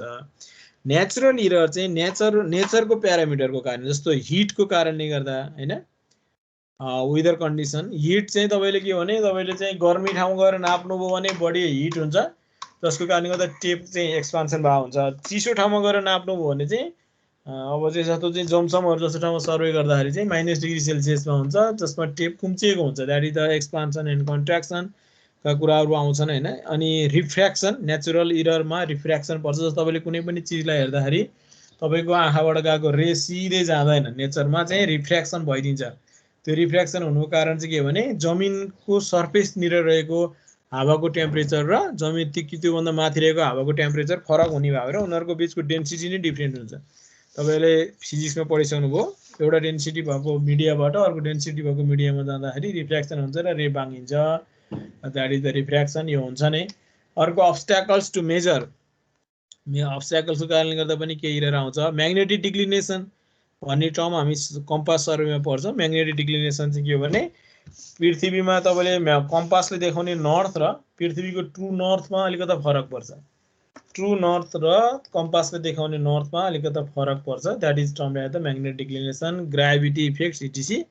अब जस्तो एक्जाम्पलमा हेर्ने हो भने length of steel tape varies with temperature. मैले अघि नै तपाईलाई बताइसकेँ, गर्मी ठाउँमा गर्ने सर्वेमा चाहिँ टेप चाहिँ एक्सपान्ड भएको हुन्छ भने जाडोमा चाहिँ खुम्चिएको हुन्छ। That is the natural error. अब नेचुरल इररलाई कम गर्ने कोसिस गर्ने हो, यसलाई हटाउन तपाईले सक्नुहुन्न, कम चाहिँ गर्ने कोसिस गर्नुहुन्छ। अब इन्स्ट्रुमेन्टल इरर छ। इन्स्ट्रुमेन्टल इरर चाहिँ कम गर्ने, नेचुरल इरर कम गर्ने भने के भन्दा जस्तो टेम्परेचर एकदमै जस्तो चाहिँ नुन टाइममा मेजरमेन्ट नगर्ने हैन, त्यस्तो कुराहरु चाहिँ तपाईले ध्यान दिनुपर्छ हैन। त्यसरी चाहिँ हामीले चाहिँ कम गर्न सक्छौं। रिफ्र्याक्सन कम गर्ने तरिका पनि चाहिँ पछि लेभलिङमा पढ्छौं। इन्स्ट्रुमेन्ट चलाउँदाखेरि रिफ्र्याक्सन कम गर्ने के गर्ने, यसलाई कम गर्ने तरिका चाहिँ हामी गर्न सक्छौं। अर्को इन्स्ट्रुमेन्टल इरर भन्ने छ, caused by the imperfect construction and adjustment of the surveying instrument। सर्वेइङ इन्स्ट्रुमेन्टको चाहिँ इम्प्रोपर एडजस्टमेन्ट छ भयो, जस्तो चाहिँ बनाउँदा म्यानुफ्याक्चररले नै त्यो गल्ती गरे हुन्छ, त्यस्तो भइदियो भने त्यो इन्स्ट्रुमेन्ट नै डिफेक्टेड इन्स्ट्रुमेन्ट हुन्छ। त्यसको कारणले गर्दा चाहिँ आउँछ इरर। जस्तो एक्जाम्पलमा हेर्ने हो भने लिनियर मेजरमेन्टमा आउने इरर चाहिँ के हो भने incorrect graduation of steel tape. हामी हरेक सर्वेइङ पढ्दाखेरि हरेकको यो तीन प्रकारको इरर पढ्दै जान्छौँ। हामी कम्पास सर्वेको यो तीन प्रकारको इरर के हुन्छ पनि पढ्छौँ। हामी लेभल मेसिन चलाउँदाखेरि यो तीन प्रकारको इरर के हुन्छ भनेर पढ्दै जान्छौँ। अहिले चाहिँ लिनियर मेजरमेन्ट पढिरहेको भएर यसको एक्जाम्पलमा हेर्ने हो भने incorrect graduation of steel tape. Steel टेपमा जुन मार्किङ गरिएको हुन्छ त्यो चाहिँ इनकरेक्ट छ। अर्को चाहिँ डिफेक्टेड चेन लेन्थ छ। तपाईको चेन लेन्थ चाहिँ लेख्ने बेला 30 मिटर भनेर लेखेर हामीलाई दिएको छ, तर एक्ज्याक्ट लेन्थ चाहिँ त्यति छैन। कहिले काहीँ त्यस्तो हुन्छ, 30 मिटर भन्दा बेसी, जस्तो 29.9 मिटरको हुन सक्छ अथवा चाहिँ 30.1 मिटरको हुन सक्छ। त्यस्तोलाई हामी डिफेक्टेड चेन लेन्थ भन्छ। त्यसले दिने इरर चाहिँ इन्स्ट्रुमेन्टल इरर हो। अर्को छ पर्सनल इरर। पर्सनल इरर चाहिँ के हो भने lack of skill of surveyor or negligence of the surveyor. कोही कोहीमा चाहिँ स्किलै छैन हैन, सर्विङ गर्ने स्किलै नभएर आउने। अर्को चाहिँ स्किल चाहिँ छ तर नेग्लिजेन्स गर्ने। जस्तो तपाईले एक्जाम्पल हेर्ने भने रेन्जिङ रड पर्फेक्टली भर्टिकल समात्नु पर्छ। अघि नै मैले तपाईलाई बताइरहेको छु, भर्टिकल हुनुपर्छ, प्लम्बले नाप्नु पर्छ भने अब प्लम्बरले नापेर 7 दिँदा हुँदैन, तर चाहिँ अब सर्वे गर्दा तर पर्फेक्टली भर्टिकल बनाउने कोसिस चाहिँ गर्नुपर्छ। तपाईँ अब कोसिसै नगर्दिने, भर्टिकल नबनाइकन नाप्दिने, that is the personal error. अर्को टेपलाई पर्फेक्टली होराइजेन्टल बनाउनु पर्नेमा तपाईँले इन्क्लाइन नाप्दिने, इन्क्लाइन डिस्टेन्स आउँदाखेरि होराइजेन्टल डिस्टेन्स नापेछ, टेप चाहिँ इन्क्लाइन बनाइदियो, inclination of tape. These are the personal error in the surveying. तर पर्सनल एरर चाहिँ वास्तवमा एलाउड छैन। इन्स्ट्रुमेन्टल एरर पनि पर्मिसिबल लिमिटभित्र पार्ने गरी गर्ने आउँछ नै, नेचुरल एरर त आउँछ नै, त्यसलाई कम गर्ने कोसिस गर्छौँ हामी। तर पर्सनल एरर चाहिँ तपाईँलाई लिएर आउन एलाउड छैन। यो चाहिँ एलाउड नै छैन। तपाईँले ल्याउनुहुन्छ भने त्यसले तपाईँलाई पर्सनल लिमिटभित्र पर्दैन। त्यही भएर तपाईँले प्रिसिजन 1:1000 ल्याउन खोज्दाखेरि यी नेचुरल एरर र इन्स्ट्रुमेन्टल एररलाई एलाउड गर्दा 1:1000 प्रिसिजन आउनुपर्ने हो। तर तपाईँले ल्याउन सक्नु भएन भने that is the personal error, जुन चाहिँ 1:9900 त आयो नि, यही भनेर भन्न पाइँदैन, त्यो चाहिँ पर्सनल एरर ल्याउनु भयो। त्यही भएर सर्वेले पर्सनल एरर चाहिँ एक्सेप्ट गर्दैन। यो चाहिँ तपाईँले ध्यान दिनुपर्ने कुरा चाहिँ यो हो। 3टा एरर हुन्छ according to the sources of error चाहिँ 3टा हुन्छ। अब यो एकर्डिङ टु द नेचर, यो सरको तपाईँले गर्ने एररको नेचर चाहिँ फेरि अनुसार चाहिँ सर्वे एरर चाहिँ 3 प्रकार हुन्छ। टाइप्स अफ एरर चाहिँ यसलाई मिस्टेक भन्छ, सिस्टमेटिक एरर भन्छ। सिस्टमेटिक एरर चाहिँ बाइ नेचर क्युमुलेटिभ हुन्छ, क्युमुलेटिभ भनेको जोडिँदै जाने खाले। अर्को चाहिँ एक्सिडेन्टल एरर भनेर भन्छौँ हामी, जसलाई हामी कम्पनसेटिङ एरर भनेर भन्छ। यो 3 प्रकारको एरर चाहिँ हुन्छ। अब मिस्टेक्स भने चाहिँ के हो भने योलाई हामी ग्रस एरर पनि भनेर भन्छौँ। मिस्टेक कस्तो मिस्टेक हो, जस्तो 6 मिटर तपाईँले स्टाफ रिडिङ लिँदाखेरि 1.269 1.263 भनेर पढ्दाखेरि 6 लाई 9 पढ्ने वा 9 लेख्ने गर्ने, द्याट इज द मिस्टेक। यो मिस्टेक भएको चाहिँ हामीलाई थाहा नै हुँदैन। तपाईँको यो चाहिँ इनएटेन्सनको कारणले गर्दा, इनएक्सपिरियन्सको कारणले गर्दा, केयरलेसनेसको कारणले गर्दा, पुअर जजमेन्टको कारणले गर्दा। अर्को चाहिँ confusion in the mind of the observer, observer confuse भएर आउने खाले एरर हो। यसलाई हामीले यसलाई करेक्ट गर्न सक्दैनौँ, हामीलाई थाहा नै हुँदैन। तपाईँले 9 पढेको भन्ने थाहा नै हुँदैन कि 6 मिटर पढ्नेलाई 9 पढिदिनु भयो, 9 लेखिदिनु भयो। अब थाहै भएन, अब तपाईँलाई गल्ती गर्नुभयो, यो एरर चाहिँ हामी डिटेक्ट गर्नै सक्दैनौँ। That type of error that is known as the mistakes. यो चाहिँ तपाईँले यसलाई चाहिँ इन्डिपेन्डेन्ट चेक गर्ने कारण चाहिँ यो मिस्टेक केही भएको छ कि भनेर तपाईँले इन्डिपेन्डेन्ट फिल्ड मेजरमेन्टलाई चाहिँ इन्डिपेन्डेन्टली चेक गर्नुपर्छ। तपाईँले जस्तो एउटाले गरेको मेजरमेन्टलाई अर्कोले चेक गर्ने, त्यसरी चाहिँ तपाईँले चाहिँ गर्नुपर्छ। यसलाई पत्लाउने भनेको त्यसरी नै हो, जसलाई हामी मिस्टेक भनेर भन्छ। अर्को चाहिँ सिस्टमेटिक एरर, यो चाहिँ सिस्टमकै एरर हो। जस्तो तपाईँले युज गर्नुभएको इन्स्ट्रुमेन्टमा नै आएको एरर छ, अथवा तपाईँले जुन मेथड युज गर्नुभएको छ त्यसमै भएको एरर हो। त्यो चाहिँ जस्तो चाहिँ यसको एक्जाम्पलमा हेर्ने हो भने जस्तो डिफेक्टेड टेप लेन्थ तपाईँले युज गर्नुभयो, डिफेक्टेड टेप लेन्थ चाहिँ युज गर्नुभयो।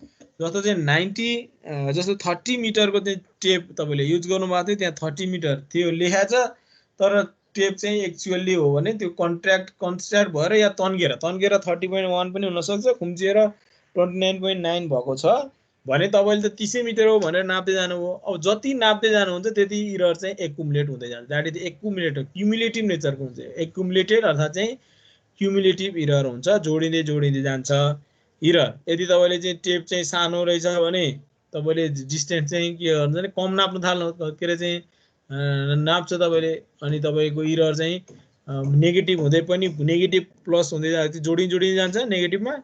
यदि तपाईँले चाहिँ पोजिटिभ एरर गर्नु भने जोडिँदै चाहिँ जान्छ। त्यस्तो खाले एररलाई हामी सिस्टमेटिक एरर भनेर भन्छौँ। तर यो सिस्टमेटिक एररलाई चाहिँ हामी करेक्सन गर्न सक्छौँ, किनकि सिस्टममै भएको एरर भएर पछि हामीले चाहिँ टेपलाई चाहिँ नापेर आइसकेपछि पनि टेपलाई चेक गरेको, ला 30 मिटरको टेप त 29.9 को मात्रै रहेछ भनेर पछि नापेर घरमा आएर नाप्दाखेरि त्यस्तो थाहा पायो भने तपाईँले यसलाई करेक्सन गर्न सक्नुहुन्छ। किनकि यो क्युमुलेटिभ नेचर भएको कारणले गर्दा कि जोड्नु पर्ने कि घटाउनु पर्ने हुन्छ त्यो हामीलाई थाहा भइहाल्छ।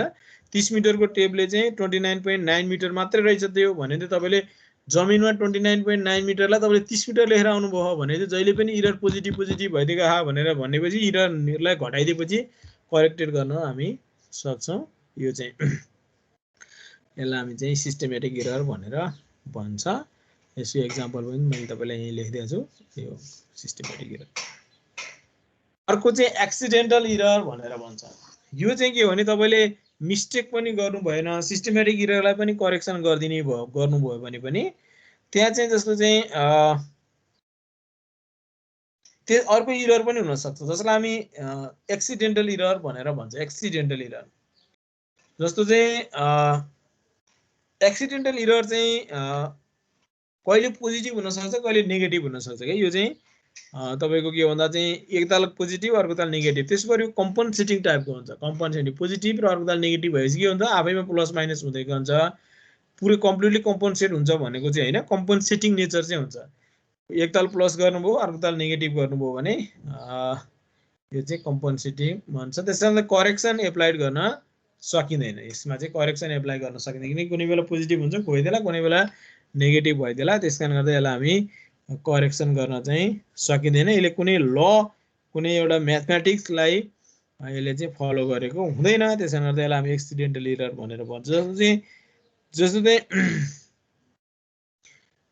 जस्तो तपाईले चाहिँ टेप तन्काउँदाखेरि, यसको एक्जाम्पल गर्न चाहिँ के हो भने तपाईले टेप तन्काउँदाखेरि चाहिँ पुल एप्लाई गर्नुपर्ने हुन्छ। एउटा टुक्रा नाप्दा चाहिँ 30 न्युटन पुलमा चाहिँ त्यो टेपले करेक्ट नाप्थ्यो। जहिले पनि टेप किन्दाखेरि तपाईको टेपको बक्समा लेखेको हुन्छ this tape is calibrated at 30 newton pull and 25 degree Celsius temperature भनेर भने हुन्छ। जुन हरेक टेपको आफ्नो त्यहाँ लेखेको हुन्छ, कम्पनीले कतिमा गरे हो त्यो चाहिँ त्यहाँ लेखिएको हुन्छ। यसको मतलब के बुझ्नु पर्यो भने त्यो टेपले एकुरेट नाप्ने भनेको त्यति पुल र त्यति टेम्परेचरमा मात्रै हो। त्यो भन्दा फरक टेम्परेचर भयो र पुल फरक भयो भने त्यसले इरर दिन्छ। अब त्यस्तै गर्दा एउटा टुक्रा नाप्दा तपाईले चाहिँ 10 वटा टुक्रा पार्नु भयो एउटा लाइनलाई, एउटा टुक्रा नाप्दा चाहिँ 35 न्युटन हान्दिनु भयो, अर्को टुक्रा नाप्दा चाहिँ 25 न्युटन हान्दिनु भयो। 35 न्युटन हान्दाखेरिको इरर आयो, त्यो पछिको डिरेक्सन र 25 न्युटन नाप्दाखेरिको इररको डिरेक्सन फरक हुन्छ। त्यो कम्पनसेटिङ नेचरको हुन्छ हैन। त्यसलाई हामी एक्सिडेन्टल इरर भनेर, त्यसको एक्जाम्पल चाहिँ त्यस्तो हो। तपाईले पुल भ्यारी गर्नुभयो भने that is the accidental error. अब यो तपाईलाई आफै कम्पनसेटिङमा गइरहन्छ, यसलाई करेक्सन किन गर्न सक्नुहुन्न भने तपाईलाई थाहा नै छैन। बा 35 लगाउनु भयो एक ताल, अर्को ताल 25 लाउनु भयो, तपाईलाई थाहा नै छैन कति लाउनु भयो, के लाउनु भयो। तर अब चाहिँ पुल कि बेसी हुन्छ कि कम हुन्छ, कहिले कम्पनसेटिङ नेचरको चाहिँ यो हुन्छ नै। यसलाई हामी एक्सिडेन्टल इरर भनेर भन्छौँ। यो 3 प्रकारको नेचरको इरर चाहिँ हामीले सर्वेमा फेला पार्न सक्छौँ। कम्पनसेटिङ इररलाई चाहिँ हामी करेक्सन गर्न सक्छौँ, बाँकी इररलाई हामी करेक्सन गर्न सक्दैनौँ। एक्सिडेन्टल इरर त आफै कम्पनसेटिङ टाइपको हुन्छ, करेक्सन आफै भइरहेको हुन्छ। कम्प्लिटली नभए पनि पार्सियली भए पनि कम्पनसेटिङ चाहिँ हुन्छ। अब एउटा वर्ड छ प्लान एन्ड म्याप, यो पनि तपाईले बुझ्न जरुरी छ। प्लान एन्ड म्याप यो दुईटामा के फरक छ त भनेर भन्दा म्याप चाहिँ सानो स्केलको हो, प्लान चाहिँ ठुलो स्केलको। बेसिक डिफरेन्स चाहिँ त्यो हो। त्यही भएर तपाईले कुनै पनि चिजलाई चाहिँ एकदमै जस्तो चाहिँ धेरै डिटेल्सहरु देखाउनु छ भने तपाईले स्केल घटाएर म्यापहरु बनाउनु पर्ने हुन्छ हैन। त्यसले गर्दा चाहिँ प्लान चाहिँ तपाईले एकदमै सानो स्केलको बनाएर, जस्तो तपाईले कहीँ कन्स्ट्रक्सन डिटेल्सहरु दिन छ, कन्स्ट्रक्सन प्लान्सहरु चाहिँ एकदमै सानो स्केल हो। जस्तो चाहिँ साइड प्लान्सहरु 1:50 to 1:500 प्लानको मापलाई हामी बनाउँछौँ 500 स्केलको। डिटेल प्लान अझ डिटेलमा देखाउनु छ भने अझ कि उत्रै साइजको 1:1 भनेको थियो, 1:20 भनेको चाहिँ स्केल चाहिँ 20 टाइम्स मात्रै रिडक्सन गर्ने प्लान्स। म्याप चाहिँ स्केल एकदमै सानो हुन्छ, किन भन्दा लार्ज एरियाहरु देखाउनु पर्ने, त्यहाँ भएका चाहिँ धेरै कुराहरु देखाउनु पर्ने लार्ज एरिया छ भने त्यसलाई हामी चाहिँ एकदमै सानो स्केल चाहिँ बनाउनु पर्ने हुन्छ। स्केल चाहिँ जस्तो म्याप्स पनि 3टा स्केल 1:200 भन्दा सानोलाई हामी लार्ज स्केलमा राख्छौँ। 1:200 देखि 1:2000 सम्मलाई, 1:2000 देखि 1:10,000 सम्मलाई इन्टरमिडिएट स्केल, 1:10,000 देखि 1 यो चाहिँ 10 लाख सम्मको स्केल चाहिँ हुन्छ म्याप स्केलहरु। जस्तो यो तपाईले म्याप चाहिँ कन्ट्रीको वर्ल्डकै जस्तो ग्लोब भनेको, ग्लोबमा जुन चाहिँ जमिनको पार्टहरु समुद्री पार्ट सबै देखाएको हुन्छ, that is a kind of map. त्यो चाहिँ एकदमै त्यसको स्केल कत्रो छ होला हेर्नु न, 10 लाख सम्म चाहिँ त्यसको चाहिँ हामी चाहिँ रिडक्ट गर्न सक्छौं। त्यो भनेको के भने 1:200 भनेको साइडलाई 200 टाइम्स चाहिँ नक्सामा घटाइएको छ रेशियोमा भनेर बुझ्ने कुरा हो। प्लान एन्ड म्याप्सको चाहिँ बेसिक डिफरेन्स चाहिँ यति मात्रै हो। त्यही भएर तपाईले जति धेरै डिटेल्सहरु देखाउनु पर्ने छ त्यति त्यसको चाहिँ स्केल चाहिँ ठुलो राख्नुपर्ने हुन्छ, जसलाई हामी प्लान भनेर भन्छ भने तपाईले चाहिँ ठुलो एरियाको चाहिँ देखाउनु पर्ने छ, हरेक पोइन्टहरुको डिटेल भन्दा पनि ठुलो एरियाहरु देखाउनु पर्ने छ भने त्यसलाई हामी चाहिँ म्याप भनेर भन्छ। यो दुईटाको बीचको बेसिक डिफरेन्स चाहिँ त्यस्तो हुन्छ। अब म्याप स्केल तपाईले जहिले पनि म्याप बनाइसकेपछि अब यो सर्वेइङको प्लटिङको कुरामा चाहिँ जब तपाईले प्लटिङ गर्नुहुन्छ, प्लटिङ गरिसकेपछि त्यहाँ तपाईले स्केल लेखिदिनु पर्ने हुन्छ। तपाईले जत्रो फिल्ड छ त्यत्रै म्याप बनाउन सकिया हुँदैन। म्यापलाई रिडक्सन गरे हुन्छ, रेशियोमा कति रेशियोमा झारेको हुन्छ, त्यो चाहिँ फिल्डको साइज अनुसार पनि हुन्छ हैन। तपाईले त्यसलाई तपाईले कति टाइम्स डिक्रिज गर्नु भएको छ त्यो रेशियो चाहिँ त्यहाँ लेखिदिनु पर्ने हुन्छ, जसलाई हामी म्याप स्केल भनेर भन्छौँ। जस्तो 1:10,000 भनेर लेख्नु भएको छ भने तपाईले फिल्डको साइजलाई चाहिँ 10,000 टाइम्स चाहिँ म्यापमा रिडक्सन गर्नु भएको छ भनेर बुझ्ने कुरा हो। अब हामीले यो म्याप स्केल लेख्नै पर्छ। म्याप स्केल म्याप एकदमै राम्रो बनाउनु भयो तर स्केल लेख्नु भएन भने त्यो म्याप चाहिँ मिनिङलेस हुन्छ। फेरि एकदम ध्यान दिनु होला, इन्जिनियरिङ म्यापमा चाहिँ एकदमै स्केलको अत्यन्तै इम्पोर्टेन्ट छ। एकदमै म्याप चाहिँ खतरा बनाउनु भयो, सानो गल्ती गर्नु के हो भने त्यहाँ चाहिँ स्केल लेख्नु भएन भने त्यो म्यापको चाहिँ कुनै अर्थ छँदैन। त्यसैले गर्दा मिनिङलेस हुन्छ। त्यही भएर स्केल लेख्ने तरिका छ। त्यो स्केल चाहिँ दुई प्रकारको हुन्छ, methods of scale. Numerical scale, numerical भ्यालुमा लेख्ने, र ग्राफिकल स्केल। ग्राफ नै त्यहाँ स्केलै बनाइदिने, ग्राफमै इसको ग्राफिकल स्केल दुईटा चाहिँ हामी हुन्छ। न्यूमेरिकल स्केल चाहिँ दुई प्रकारको हुन्छ। इन्जिनियर्स स्केल चाहिँ जस्तो 1 cm = 1.5 मिटर, 1 cm = 10 मिटर भनेर तपाईलाई कहिले कहिले सानो सानो लोकसेवामा पनि क्वेशन दिन्छ, हाम्रै जाँचमा पनि तपाईलाई एक आपसमा कन्भर्ट गर भनेर सोधिरा हुन्छ। यसलाई हामी इन्जिनियर स्केल भन्छ भने यसरी लेख्यो भने यसलाई फ्र्याक्सन स्केल भनेर भन्छ। 1:500, 1:1000, 1:5000 भनेर लेख्यो भने त्यसलाई फ्र्याक्सन स्केल भन्छ। 1 cm = 5 metre, 1 cm = 10 metre, 1 cm = 25 metre भनेर लेखिदिएको छ भने त्यसलाई हामी इन्जिनियर्स स्केल भनेर भन्छ। यो दुईटाको कन्भर्सन जस्तो 1:500 भन्नु र 1 cm = 5 मिटर भन्नु एउटै हो। 1:1000 भन्नु र 1 cm = 10 मिटर भन्नु एउटै हो। अब 1:5000 भन्नु र 1:50 के रे चाहिँ 5000 भन्नु र 1 cm = 50 मिटर भन्नु एउटै हो। 1:25 मिटर, 1 cm = 25 मिटर यस्तो यस्तो पनि लेखिएको हुन्छ। यो चाहिँ तपाईले बुझ्नु पर्यो। यो दुईटा एक आपसमा कन्भर्सन गर्ने तरिका यहाँ देखाइएको छ, तर केही गाह्रो चीज हैन यो एक आपसमा कन्भर्सन गर्न। अब 1 cm = 5 मिटर भन्यो भने 5 लाई पनि तपाईले cm मा लानु पर्यो।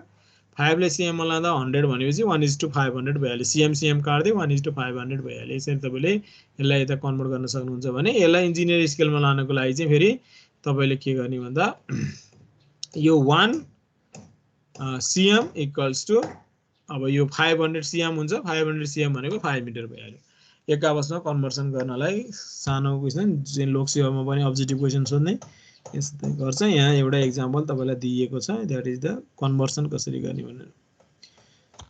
अब ग्राफिकल स्केल चाहिँ यस्तो स्केल तपाईले म्यापकै तल बनाइदिने। यहाँ तपाईले देख्न सक्नुहुन्छ दिस इज द स्केल। यो स्केल चाहिँ यो तलको यो चाहिँ हामी ग्राफिकल स्केल भनेर भन्छ। यो चाहिँ त्यही बनाइदिएको हुन्छ, पेपरमै बनाइदिएको। तपाईले के छ कुनै पनि लाइन जस्तो एउटा बिल्डिङ छ म्यापको, यो बिल्डिङको साइज त्यहाँ लेखिन साध्य हुँदैन। अब यसको चाहिँ यो लेन्थ तपाईले चाहिँ स्केलले नाप्ने, यसले यो स्केलले नाप्ने, यसलाई चाहिँ फिल्डमा कति रहेछ भनेर पत्लाउने भने यहाँ ल्याएर राख्ने। त्यो स्केललाई यहाँ ल्याएर यो स्केलले कति नाप्यो त्यसलाई यहाँ ल्याएर राख्दाखेरि उसले आफै कन्भर्ट गरिदिहाल्छ, यति मिटर यति किलोमिटर। यो चाहिँ स्केल अनुसार चाहिँ किलोमिटरसम्मको छ कि मिटरसम्मको छ, माइल फिट यसरी हामीले लेख्ने गर्छौं। कुनै एउटा हामीले त्यहाँ बनाएर छोडिदिन्छ, that is the known as the graphical scale.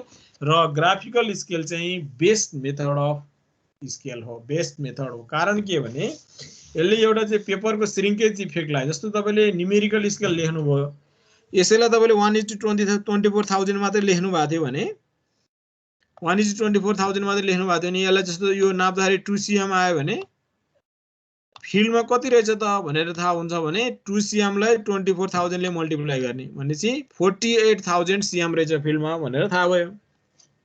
Convert गर्ने तरिका यो। ग्राफिकलमा कन्भर्ट गर्ने चाहिँ यो स्केललाई ल्याएर ट्याक्क यहाँ राख्ने, यो स्केललाई ल्याएर यहाँ यसरी राखिदिँदाखेरि यहाँ यसरी राख्दाखेरि चाहिँ अब यसरी राखिदिने कति मिटर रहेछ भन्ने कुरा यहीँबाट नापेर तपाईले निकाल्न सक्नुहुन्छ। यहीँबाट कति किलोमिटर रहेछ भन्ने कुरा यसरी नाप्ने। यहाँ ल्याएर राख्दा जति यो रिडिङ हो यो आफैले कन्भर्ट गरिहाल्छ। अब यो दुईटामा फरक के हो भन्दा न्युमेरिकल स्केल लेखाएको रहेछ भने पेपर के हुन्छ भने हाम्रो पेपर चाहिँ जति राख्दै जानुहुन्छ त्यो पेपर चाहिँ इन्भाइरोमेन्टको इफेक्टको कारणले गर्दा श्रिङ्क हुँदै जान्छ, खुम्चिन्छ। तपाईँले किनेको कपडा पनि खुम्चिन्छ, नलाइकन राख्नु हो भने 1 वर्षपछि चाहिँ साइज घट्छ, द्याट इज द श्रिङ्केज हुन्छ। यसरी श्रिङ्क हुँदाखेरि यसको साइज घटेर हुन्छ। यसको साइज तपाईँले बनाउँदा 2 cm थियो, सपोज चाहिँ 2 वर्षपछि तपाईँले नाप्दा 1.95 cm भयो भने अब तपाईँले यसलाई न्युमेरिकल भ्यालुबाट चेन्ज गर्दा त के गर्नुहुन्छ भने 1.95 लाई 24,000 ले मल्टिप्लाई गरेर यति cm रहेछ भने, तर वास्तवमा पहिला बनाउँदा 2 cm थियो भने यसले कन्भर्सनमा हामीलाई चाहिँ भ्यालु गलत दिन्छ। तर यो ग्राफिकल स्केल चाहिँ तपाईँले यहाँ बनाइदिएको ग्राफिकल स्केल, यो एउटा छेउमा बनाइदिएको ग्राफिकल स्केल जुन अनुपातमा पेपर खुम्च्यो त्यो अनुपातमा यो स्केल पनि खुम्चिया हुन्छ, जसको कारणले गर्दा पछि कन्भर्ट गर्दाखेरि यसले जहिले पनि एक्युरेट भ्यालु चाहिँ दिन्छ। पेपर श्रिङ्केजको इफेक्ट चाहिँ कन्भर्सनमा आउँदैन। त्यसले गर्दा ग्राफिकल स्केल चाहिँ बेस्ट मेथड हो भनेर तपाईँले बुझ्नुपर्छ। अब अर्को चाहिँ स्केल भन्ने बित्तिकै इन्जिनियरको दिमागमा दुईटा हुन्छ, एउटा म्याप स्केल, अर्को चाहिँ मेजरिङ टुल। तपाईँले युज गर्ने मेजरिङ टुल, कुनै पनि डाइमेन्सन नाप्नलाई युज गर्ने मेजरिङ टुल छ। यो चाहिँ मेजरिङ टुल चाहिँ 4 प्रकारको हुन्छ स्केल चाहिँ। एउटा प्लेन स्केल, अर्को डायगोनल स्केल, अर्को स्केल अपवर्ड, प्रोटेक्टर भयो र भर्नियर स्केल। प्लेन स्केल चाहिँ हामीले युज गर्ने स्केल नै भइहाल्यो। डायगोनल स्केल चाहिँ यो अहिले हामी देखाउँछौँ यहाँ। डायगोनल स्केल चाहिँ यसले चाहिँ 2 डाइमेन्सनसँग नाप्छ, यसले 3 डाइमेन्सन नाप्छ, यसले एङ्गल नाप्छ, प्रोटेक्टर। भर्नियर स्केल चाहिँ तपाईँहरूले उसमा फिजिक्सको प्र्याक्टिकलमा चलाउनु भएको थियो, त्यो पनि हामी हेर्छौँ। यो 4 प्रकारको स्केल चाहिँ छ। प्लेन स्केल चाहिँ यसले 2 डाइमेन्सन नाप्छ, 2 डाइमेन्सन नाप्छ, जस्तो मिटर एन्ड डेसिमिटरमा अथवा सेन्टिमिटरमा, मिटर सेन्टिमिटरमा, किलोमिटर हेक्टामिटरमा हैन, यस्तो नाप्ने चाहिँ 1 किलोमिटरलाई 1 किलोमिटर 0.1 किलोमिटरलाई हेक्टामिटर भनिन्छ। यसरी मिटर या मिटर एन्ड डेसिमिटरमा, किलोमिटर एन्ड हेक्टामिटर 2 डाइमेन्सनमा मात्र नाप्छ भने that is the plain scale. जस्तो चाहिँ प्लेन स्केल यस्तै, यो यहाँ हेर्नु एउटा प्लेन स्केल, यसले चाहिँ 11 सम्म 11 एउटा, अर्को टुक्रा यहाँ गएर 12 किलोमिटरसम्म नाप्ने बनाउने प्लेन स्केल बनाएकोले 12 किलोमिटर 12 वटा टुक्रा छ। अब त्यो योले चाहिँ किलोमिटरमा नाप्यो। अब तपाईलाई हेक्टामिटरसम्म नाप्न पर्यो भने चाहिँ यसैलाई तपाईले उले 10 डिभिजन बनाछ भनेपछि एउटा स्मल स्केल बराबर 0.1 किलोमिटर पनि नाप्ने भयो भनेपछि यसरी। जस्तो तपाईले 5 कुनै पनि चाहिँ 5 र 6 को बीचमा छ भने 5 यहाँसम्म नाप्ने र बाँकी नाप्न चाहिँ यो युज गर्छ हामी। यसले चाहिँ डेसिमल छ, जसले यसले चाहिँ 8.3 किलोमिटर देखाए यहाँ भनेर भने हा। 12 किलोमिटरको नक्सा बना भनेर भनेको छ यो स्केलमा, स्केल अनुसार बनाउने यो कुरा। जस्तो चाहिँ इन अ म्याप 36 किलोमिटरको डिस्टेन्स चाहिँ 45 cm को बनाइएको छ कुनै पनि म्यापमा भने यसको स्केल कति हो भन्दा 45 cm इक्वल टु 36 किलोमिटर भनेपछि 1 cm इक्वल्स टु कति भनेर निकाल्न हामी सक्छौँ। 1 cm इक्वल्स टु अब यो लेन्थ अफ स्केल चाहिँ यहाँबाट यो गर्दा 15 cm उसले निकाल्यो। 15 cm भनेको 15 cm ले 1 किलोमिटर रिप्रेजेन्ट गर्ने रहेछ। 1 kilometre 36 kilometre equal to 45 cm भनेपछि 1 किलोमिटर इक्वल्स टु कति हुन्छ भनेर 15 cm ले चाहिँ यो 1 किलोमिटर चाहिँ यसले रिप्रेजेन्ट गर्छ भनेर भनेपछि उसले के गर्यो भन्दा 15 cm को टुक्रा बनायो, 12 वटा टुक्रा। 12 किलोमिटरलाई रिप्रेजेन्ट गर्नलाई म्याक्सिमम 12 किलोमिटर भनेपछि 12 किलोमिटरको 15 cm को उसले 12 टुक्रा बनायो। अनि त्यो एउटा टुक्रालाई चाहिँ उसले 10 वटा इक्वल डिभिजनमा बाँड्दियो भनेपछि होल नाप्दाखेरि चाहिँ किलोमिटर नाप्दा चाहिँ यताको युज गर्ने। अब बीचको किलोमिटर नपुग्ने डिस्टेन्स नाप्नलाई चाहिँ यो युज गरेर हामी जस्तो 8.3 किलोमिटर नाप्नु पर्यो भने के त भन्दा 8 भनेको यहाँ पुग्यो, 8.3 भनेपछि 8 यहाँसम्म 8 भयो। 0.3 जानलाई चाहिँ एउटाले यहाँको स्मल डिभिजनले 0.1 आउँछ भने 0.1 0.2 0.3 यहाँसम्मको डिस्टेन्स चाहिँ 8.3 किलोमिटर हुन्छ भनेर बुझ्नु पर्यो। This is the 8.3 kilometre. यसरी हामीले प्लेन स्केल आफै पनि बनाउन सक्छौँ। हामी बजारबाट किनेर ल्याउनु पर्छ भन्ने छैन। स्केल अनुसार हामीले प्लेन स्केल बनाउन सक्छौँ। तपाईको म्यापको स्केल अनुसार चाहिँ हामी यसरी बनाउन सक्छौँ। 36 किलोमिटर बराबर 45 cm भनेपछि 12 किलोमिटर बराबर कति भन्दा 12 त्यहाँ 36 3 ले यसलाई मल्टिप्लाई गरेपछि 15 cm भनेपछि 12 किलोमिटर बराबर 15 cm भनेपछि 15 cm यहाँदेखि यहाँसम्म चाहिँ पहिले तपाईले 15 cm को डिस्टेन्समा एउटा स्केल बनायो यो this is the 15 cm 15 cm बराबर 12 किलोमिटर हुने रहेछ अकर्डिङ टु द स्केल हाम्रो यो म्याप स्केल अनुसार भनेपछि तपाईले के गर्ने भन्दा यो 15 cm लाई 12 किलोमिटरमा लानलाई 12 वटा टुक्रा बनायो 12 वटा टुक्रा भनेपछि हरेक टुक्रा बराबर 1 किलोमिटर भयो अब तपाईलाई चाहिँ हेक्टोमिटर सम्म नाप्ने भने हेक्टोमिटर भनेको 0.1 मिटरको किलोमिटर भनौं न किलोमिटर पछि हेक्टोमिटर भनेपछि तपाईले यसलाई 10 इक्वल डिभिजन यो बराबर 1 किलोमिटर हुँदै यसलाई 10 इक्वल डिभिजनमा डिभाइड गरेपछि 1 बराबर 0.1 तपाईलाई पनि जहाँ जहाँ सोधिरा हुन्छ बना भनेर प्लेन स्केल चाहिँ यत्रो बना भने यही न्युमेरिकल सोधिन सक्छ म्यापमा प्लेन स्केल बना भनेर भन्यो भने तपाईले ग्राफिकल स्केल हो यो तपाईले बनाइदिनु पर्यो यो बनाउने तरिका चाहिँ तपाईले यसरी यो चाहिँ मेजरिङ स्केल आफैले पनि बनाउन सक्छ हामी एउटा पेपरमा अकर्डिङ टु द चाहिँ स्केल अफ द म्याप तपाईले यसरी यो आफैले बनाउने त्यसपछि म्याप नाप्न तपाईलाई सजिलो हुन्छ यसरी तपाईले चाहिँ बनाउन सक्नुहुन्छ फेरि मैले दोहोऱ्याएँ यो कसरी बनाएको भन्दा 36 किलोमिटर म्यापको स्केल के छ भने 36 किलोमिटर चाहिँ म्यापको डिस्टेन्स चाहिँ 44 लाई 45 cm मा चाहिँ फिल्डको डिस्टेन्स 36 किलोमिटर म्यापमा चाहिँ 45 cm बनायो भनेपछि अब यो 12 किलोमिटरको चाहिँ स्केल बनायो भनेपछि यो 12 किलोमिटर बराबर 15 cm हो भनेपछि 15 cm को लामो स्केल बनाउने यो विड्थ चाहिँ तपाईले जति लिने हुन्छ 15 cm को बनाउने त्यसलाई चाहिँ 12 इक्वल पार्ट बार्ने 12 किलो इच पार्ट बराबर 1 किलोमिटर भइहाल्यो त्यसपछि हेक्सामिटर सम्म नाप्ने हेक्टोमिटर सम्म नाप्ने बना भनेर भन्या भएर हेक्टोमिटरको लागि त के भन्दा 0.1 किलोमिटर सम्म नाप्न हुनु पर्यो भनेपछि यसलाई एउटा पार्टले 1 किलोमिटर गर्दै यसलाई 10 डेसिमल डिभिजनमा बाँड्दिनुस् अनि डेसिमल डिभिजनमा बाँड्दिएपछि हरेक डिभिजन बराबर चाहिँ 0.1 किलोमिटर 0.1 किलोमिटर भयो र त्यो म्यापमा चाहिँ नापेर देखा सो डिस्टेन्स 8.3 किलोमिटर भनेपछि तपाईले ट्याक्क यो लाइन तानेर देखाइदिने यसै गरी मैले देखाए जसरी 8.3 किलोमिटर भनेर तपाईले that is the plain scale बुझिन्छ कुरा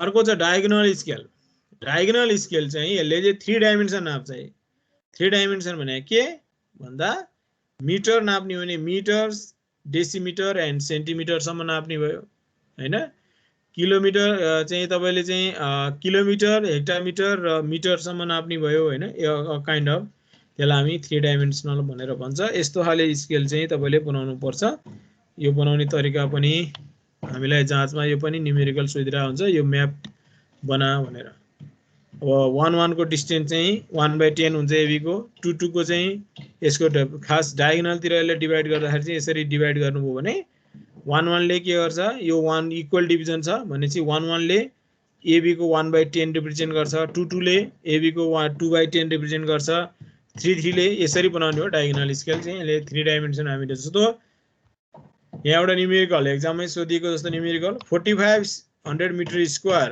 को एरिया अफ फिल्डलाई म्यापमा चाहिँ 9 cm by 8 cm मा कन्भर्ट गरिएको छ भनेपछि यो चाहिँ फिल्डको एरिया यो चाहिँ म्यापको एरिया भनेपछि रिप्रेजेन्टेटिभ चाहिँ यस्तो आयो आरएफ इक्वल्स टु स्केल कति रहेछ त भन्दा यो 4500 मिटर स्क्वायरलाई चाहिँ तपाईले 72 ले डिभाइड गर्ने हो भने 1 cm square equals to 60 per metre square भयो भनेपछि अब तपाईले चाहिँ यसलाई चाहिँ यो चाहिँ एरिया भयो अब 1 cm इक्वल्स कति मिटर भयो त भन्दा यो दुईटाको रुट हटाइदिने हो भने 1 cm इक्वल्स रुट गर्दा 25 metre 1 cm equal to 25 metre यानी 1:25,000 को चाहिँ रिप्रेजेन्टेटिभ फ्र्याक्चर स्केल यो चाहिँ engineer scale 1 cm equal to 25 metre भयो भनेपछि अब तपाईलाई के भन्छ भन्दा यसले चाहिँ ड्र अ डायगोनल स्केल बना जसले चाहिँ 1 मिटर सम्मको डिस्टेन्स लिस्ट काउन्ट चाहिँ 1 मिटर सम्म नाप्न सकोस् म्याक्सिमम चाहिँ 6 मिटर भनेर तोक्दिया यहाँ चाहिँ त्यो छुटेछ 6 मिटर सम्मको तर 1 मिटर सम्मको लिस्ट काउन्ट नाप्न सक्ने भनेर चाहिँ यसले बना भनेर भन्छ 600 मिटर सम्म नाप्न सक्ने 600 मिटर सम्म तर लिस्ट काउन्ट चाहिँ 1 मिटर सम्मको कसरी बनाउने त भनेर भन्दा यसरी अब 25 मिटर इक्वल्स टु 1 cm भनेपछि तपाईले यदि एउटा टुक्रालाई 100 मिटर बनाउने हो भने 100 मिटर चाहिँ कति हुन्छ 4 cm भने तपाईले 600 मिटर सम्म नाप्ने बनाउने हो भने तपाईले 6 टुक्रा चाहिँ 4 cm 4 cm 4 cm को 6 वटा टुक्रा बनायो 1 2 3 4 5 6 4 cm 4 cm को चाहिँ 6 वटा टुक्रा बनायो 600 मिटर सम्म नाप्ने मिल्ने स्केल बनाउने यो म्यापमा भनेपछि 4 cm 4 cm 4 cm 4 cm 4 cm 4 cm को 6 टुक्रा पार्नुभयो यसलाई त्यसपछि यसले चाहिँ इच डिभिजनले चाहिँ 0 100 200 300 400 500 एउटा टुक्रा चाहिँ यतातिर छ 100 यसले 100 नाप्छ भनेपछि तपाईलाई यसले चाहिँ अब यसलाई 10 टुक्रा पार्नुभयो भने 10 इक्वल टुक्रा पार्नु भने एक टुक्रा बराबर चाहिँ 10 मिटर हुन्छ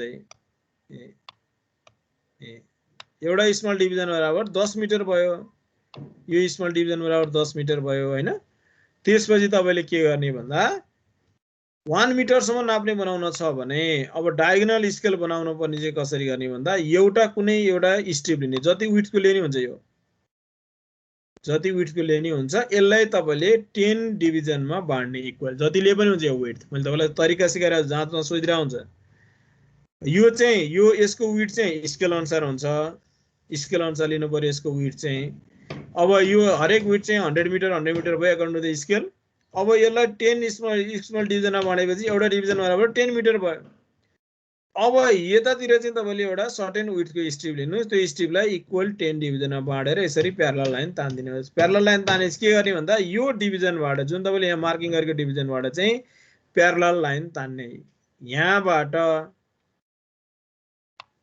हेर्नुस् यहाँबाट 0 मा लगेर जोड्ने 0 मा यो यता चाहिँ 2 बाट यताको चाहिँ पहिलो डिभिजनलाई पहिलो 1 डिभिजनलाई यहाँ 10 डिभिजन गरेर चाहिँ यहाँ पनि 10 डिभिजन गर्नुस् 10 डिभिजनमा प्यारलल लाइन कसरी तान्ने भन्दा 1 को पोइन्टबाट 0 मा लाने 2 को पोइन्टबाट 1 मा लाने 3 को पोइन्टबाट 2 मा लाने यसरी लाइन तान्दिनु भयो भने that is the parallel line आउँछ ल स्केल तयार भयो अब यसबाट तपाईले 1 मिटर सम्म कसरी नाप्नुहुन्छ त भनेर भन्दा जस्तो कुनै पनि डिस्टेन्स यहाँनिर पर्यो यहाँबाट यहाँसम्मको डिस्टेन्स चाहिँ कति हो त भनेर रिडिङ गर्न पर्यो भने 200 मिटर भन्ने यहाँबाट थाहा भयो 10 मिटर 210 यहाँ थाहा भयो तर यो त बीचमा चाहिँ 210 र 20 को बीचमा छ भनेपछि अब कति पो त मिटर हो त भनेर थाहा पर्यो भने यहाँबाट तपाईले एउटा लाइन यसरी लाने यो लाइन लाँदाखेरि कहाँ मिट खायो त भन्दा यहाँ मिट खायो भन्ने बित्तिकै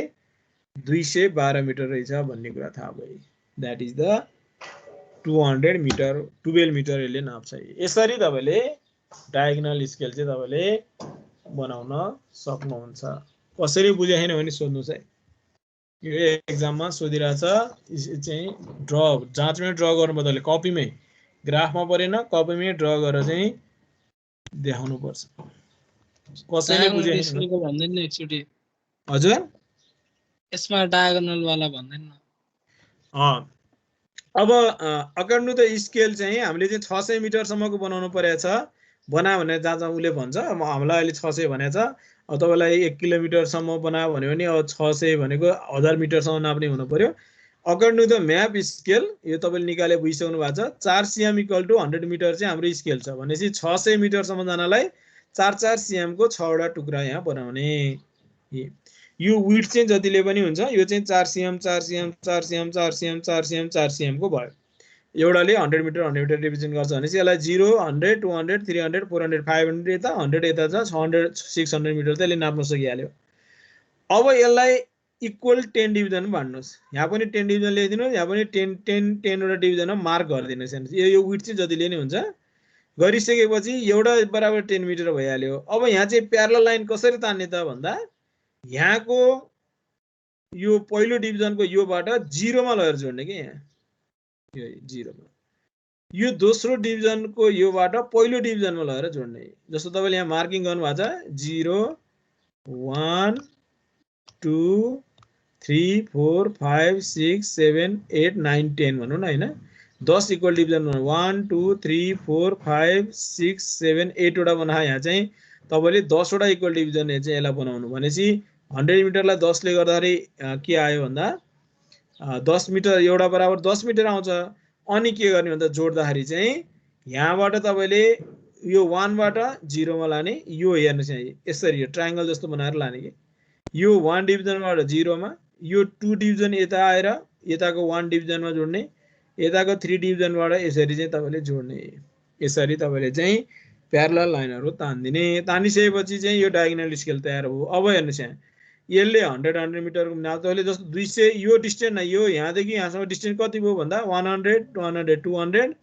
यहाँदेखि यहाँसम्म एउटा डिभिजन 210 210 र 220 को बीचमा छ भनेपछि अब कति छ त यो यतातिरको स्मल काउन्ट त 10 मिटरको भयो। तपाईलाई 1 मिटरसम्म नाप्ने बना भनिरहेछ भनेपछि 1 मिटर नाप्ने तरिका चाहिँ यसरी माथितिर गरे डायगोनलतिर गएर यहाँबाट तपाईले यसरी लाइन तान्दाखेरि यो लाइनलाई जहाँ मिट खान्छ यसको मतलब चाहिँ तपाई चाहिँ यो 1 2 मिटर यसरी तपाईले निकाल्न सक्नुहुन्छ। यसलाई हामी डायगोनल स्केल भनेर भन्छ। अब अर्को चाहिँ स्केल अफ कर्ड भनेको प्रोटेक्टर हो। यसले चाहिँ एंगल नाप्छ। तपाईलाई मैले यहाँ केही बताउन जरुरी भएन, दैट इज द प्रोटेक्टर भइहाल्यो। भर्नियर स्केल भनेको चाहिँ यस्तो खाले स्केल तपाईले चाहिँ फिजिक्समा एउटा बल्बको चाहिँ डिस्टेन्स नाप्न युज गर्नुभएको थियो। यहाँ चाहिँ दुईटा स्केल हुन्छ, एउटा चाहिँ मेन स्केल, अर्को भर्नियर स्केल भन्ने हुन्छ। यो भर्नियर स्केल चाहिँ यसरी तपाईले सार्न सक्नुहुन्छ अकर्डिङ टु द डिस्टेन्स। जस्तो तपाईले यो डिस्टेन्स नाप्न खोज्नु भएको सर्दाखेरि भर्नियर स्केल सरेर यहाँ पुग्यो। हेर्नु चाहिँ दुईटा स्केल हुन्छ। पहिला यो हिँ टाँसिन्थ्यो, तपाईले नाप्नलाई यो डिस्टेन्स नाप्नलाई एउटा इजलाई यहाँ राख्नु पर्ने, अर्को इजलाई सारेर यहाँ पुर्याउँदाखेरि यो डिस्टेन्स नाप्दाखेरि चाहिँ भर्नियर स्केल कति भयो त यो भनेर नाप्ने चाहिँ मेन स्केलको मा चाहिँ तपाईको के छ भने सीएम मा छ। हेर्नुस् यहाँ मेन स्केल चाहिँ सीएम मा छ। 0 1 मिटर 2 सीएम 3 सीएम 4 सीएम। अनि यहाँ 10 वटा डिभिजन छ भनेपछि मेन स्केलको लिस्ट काउन्ट भनेको 0.1 सीएम यानी 1 एमएम छ। हेर्नुस् त त्यहाँ मेन स्केलको डिभिजन कति छ 1 एमएम छ। तर तपाईलाई 1 एमएम भन्दा पनि सानो डिभिजनमा नाप्न छ भने भर्नियर स्केलको कन्सेप्ट आको। जहिले पनि बुझ्नु होला, जहिले पनि मेन स्केलको लिस्ट काउन्टलाई फर्दर डिभाइड गर्नको लागि भर्नियर स्केल बनाइएको हुन्छ। यो भर्नियर स्केलले जस्तो अहिले मेन स्केलकै 1 एमएम छ, 1 एमएम लिस्ट काउन्ट त मेन स्केलकै छ। 1 एमएम भन्दा सानो लिस्ट काउन्ट बनाउन सकिँदैन। नसक्ने भयो भने भर्नियर गर्ने हो। यसको मतलब यो चाहिँ ठुल्ठुलो स्केलमा पनि भर्नियर त राखिएको हुन्छ, तर भर्नियरले मेन स्केललाई फर्दर डिभाइड गर्ने। अब 1 एमएम भन्दा सानोमा नाप्नु पर्यो भने हो कसरी भनेर भन्दा तलको भर्नियरले गर्छ। जस्तो अब हेर्नुस् त हाम्रो यो चाहिँ यो 0 जुन चाहिँ यो 0 चाहिँ यहाँ आएर बस्यो भनेपछि according to the main scale हाम्रो कति भयो भन्दा 1 सीएम, यो चाहिँ 0.1 सीएम। 1.1 सीएम हो भन्ने कुरा त मेन स्केलले थाहा भयो, तर 1.1 र 1.2 को बीचमा छ। यो 1.1 र 1.2 को बीचमा छ भनेपछि कति हो त यो 1.1 पोइन्ट कति हो भनेर हामीले थाहा पाउन जरुरी छ। भनेपछि अब 1 यो भयो 1.1, यो भयो 1.2, 1.1 त यहाँबाट आयो। अब 1.1 बाट कति हो त 1.6 हो कि 1.7 हो कि भनेर पत्ता लगाउन भर्नियर हेर्ने। भर्नियरमा चाहिँ यो तलका 10 वटा डिभिजन भएर 10 वटा डिभिजन भनेपछि के बुझ्नु पर्यो भने यसले माथिकोलाई यसको लिस्ट काउन्ट कति भयो त भनेर भन्दा मेन स्केलको लिस्ट काउन्ट जहिले पनि लिस्ट काउन्ट इक्वल टु के हुन्छ भन्दा least count of main scale LC of main scale main स्केलमा मैले एमएस भने डिवाइडेड बाइ के हुन्छ भने number of division in vernier हुन्छ। जहिले पनि number of division in vernier, division in vernier,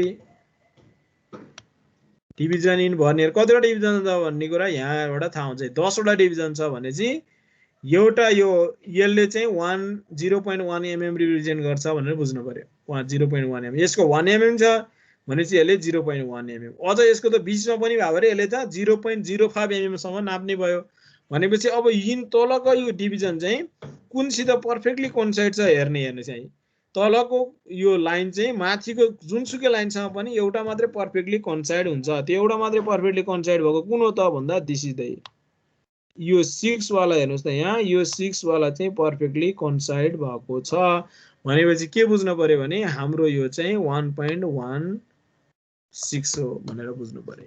that is termed as the vernier scale. यहाँ एउटा रिडिङ पनि तपाईलाई यहाँ देखाछ। यसले चाहिँ यो रिडिङ तपाईको यहाँ देखाछ। यसले यो चाहिँ माथिको स्केलबाट आयो, this is the reading of main scale. अब यो बीचमा छ त्यसैले यसको भ्यालु कति हो भन्दा चाहिँ यो लाइन चाहिँ पर्फेक्टली कोइन्साइड भएको छ यो। अब यहाँबाट तपाईले रिडिङ लिन सक्नुहुन्छ भनेर यसरी भर्नियर स्केल चाहिँ रिडिङ गर्ने तरिका मैले तपाईँलाई बताएँ। That is the vernier scale. जहिले पनि मेन स्केलको लिस्ट काउन्टलाई फर्दर डिभाइड गर्नलाई चाहिँ भर्नियर कन्सेप्टमा हामी गएको हो। कति भयो टाइम कति भयो?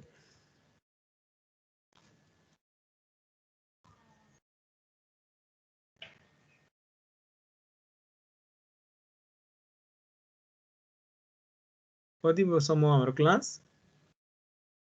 सकाइदिउँ सर आजको लागि धेरै क्लास भयो आज हामीले। ए ओके ल अब यो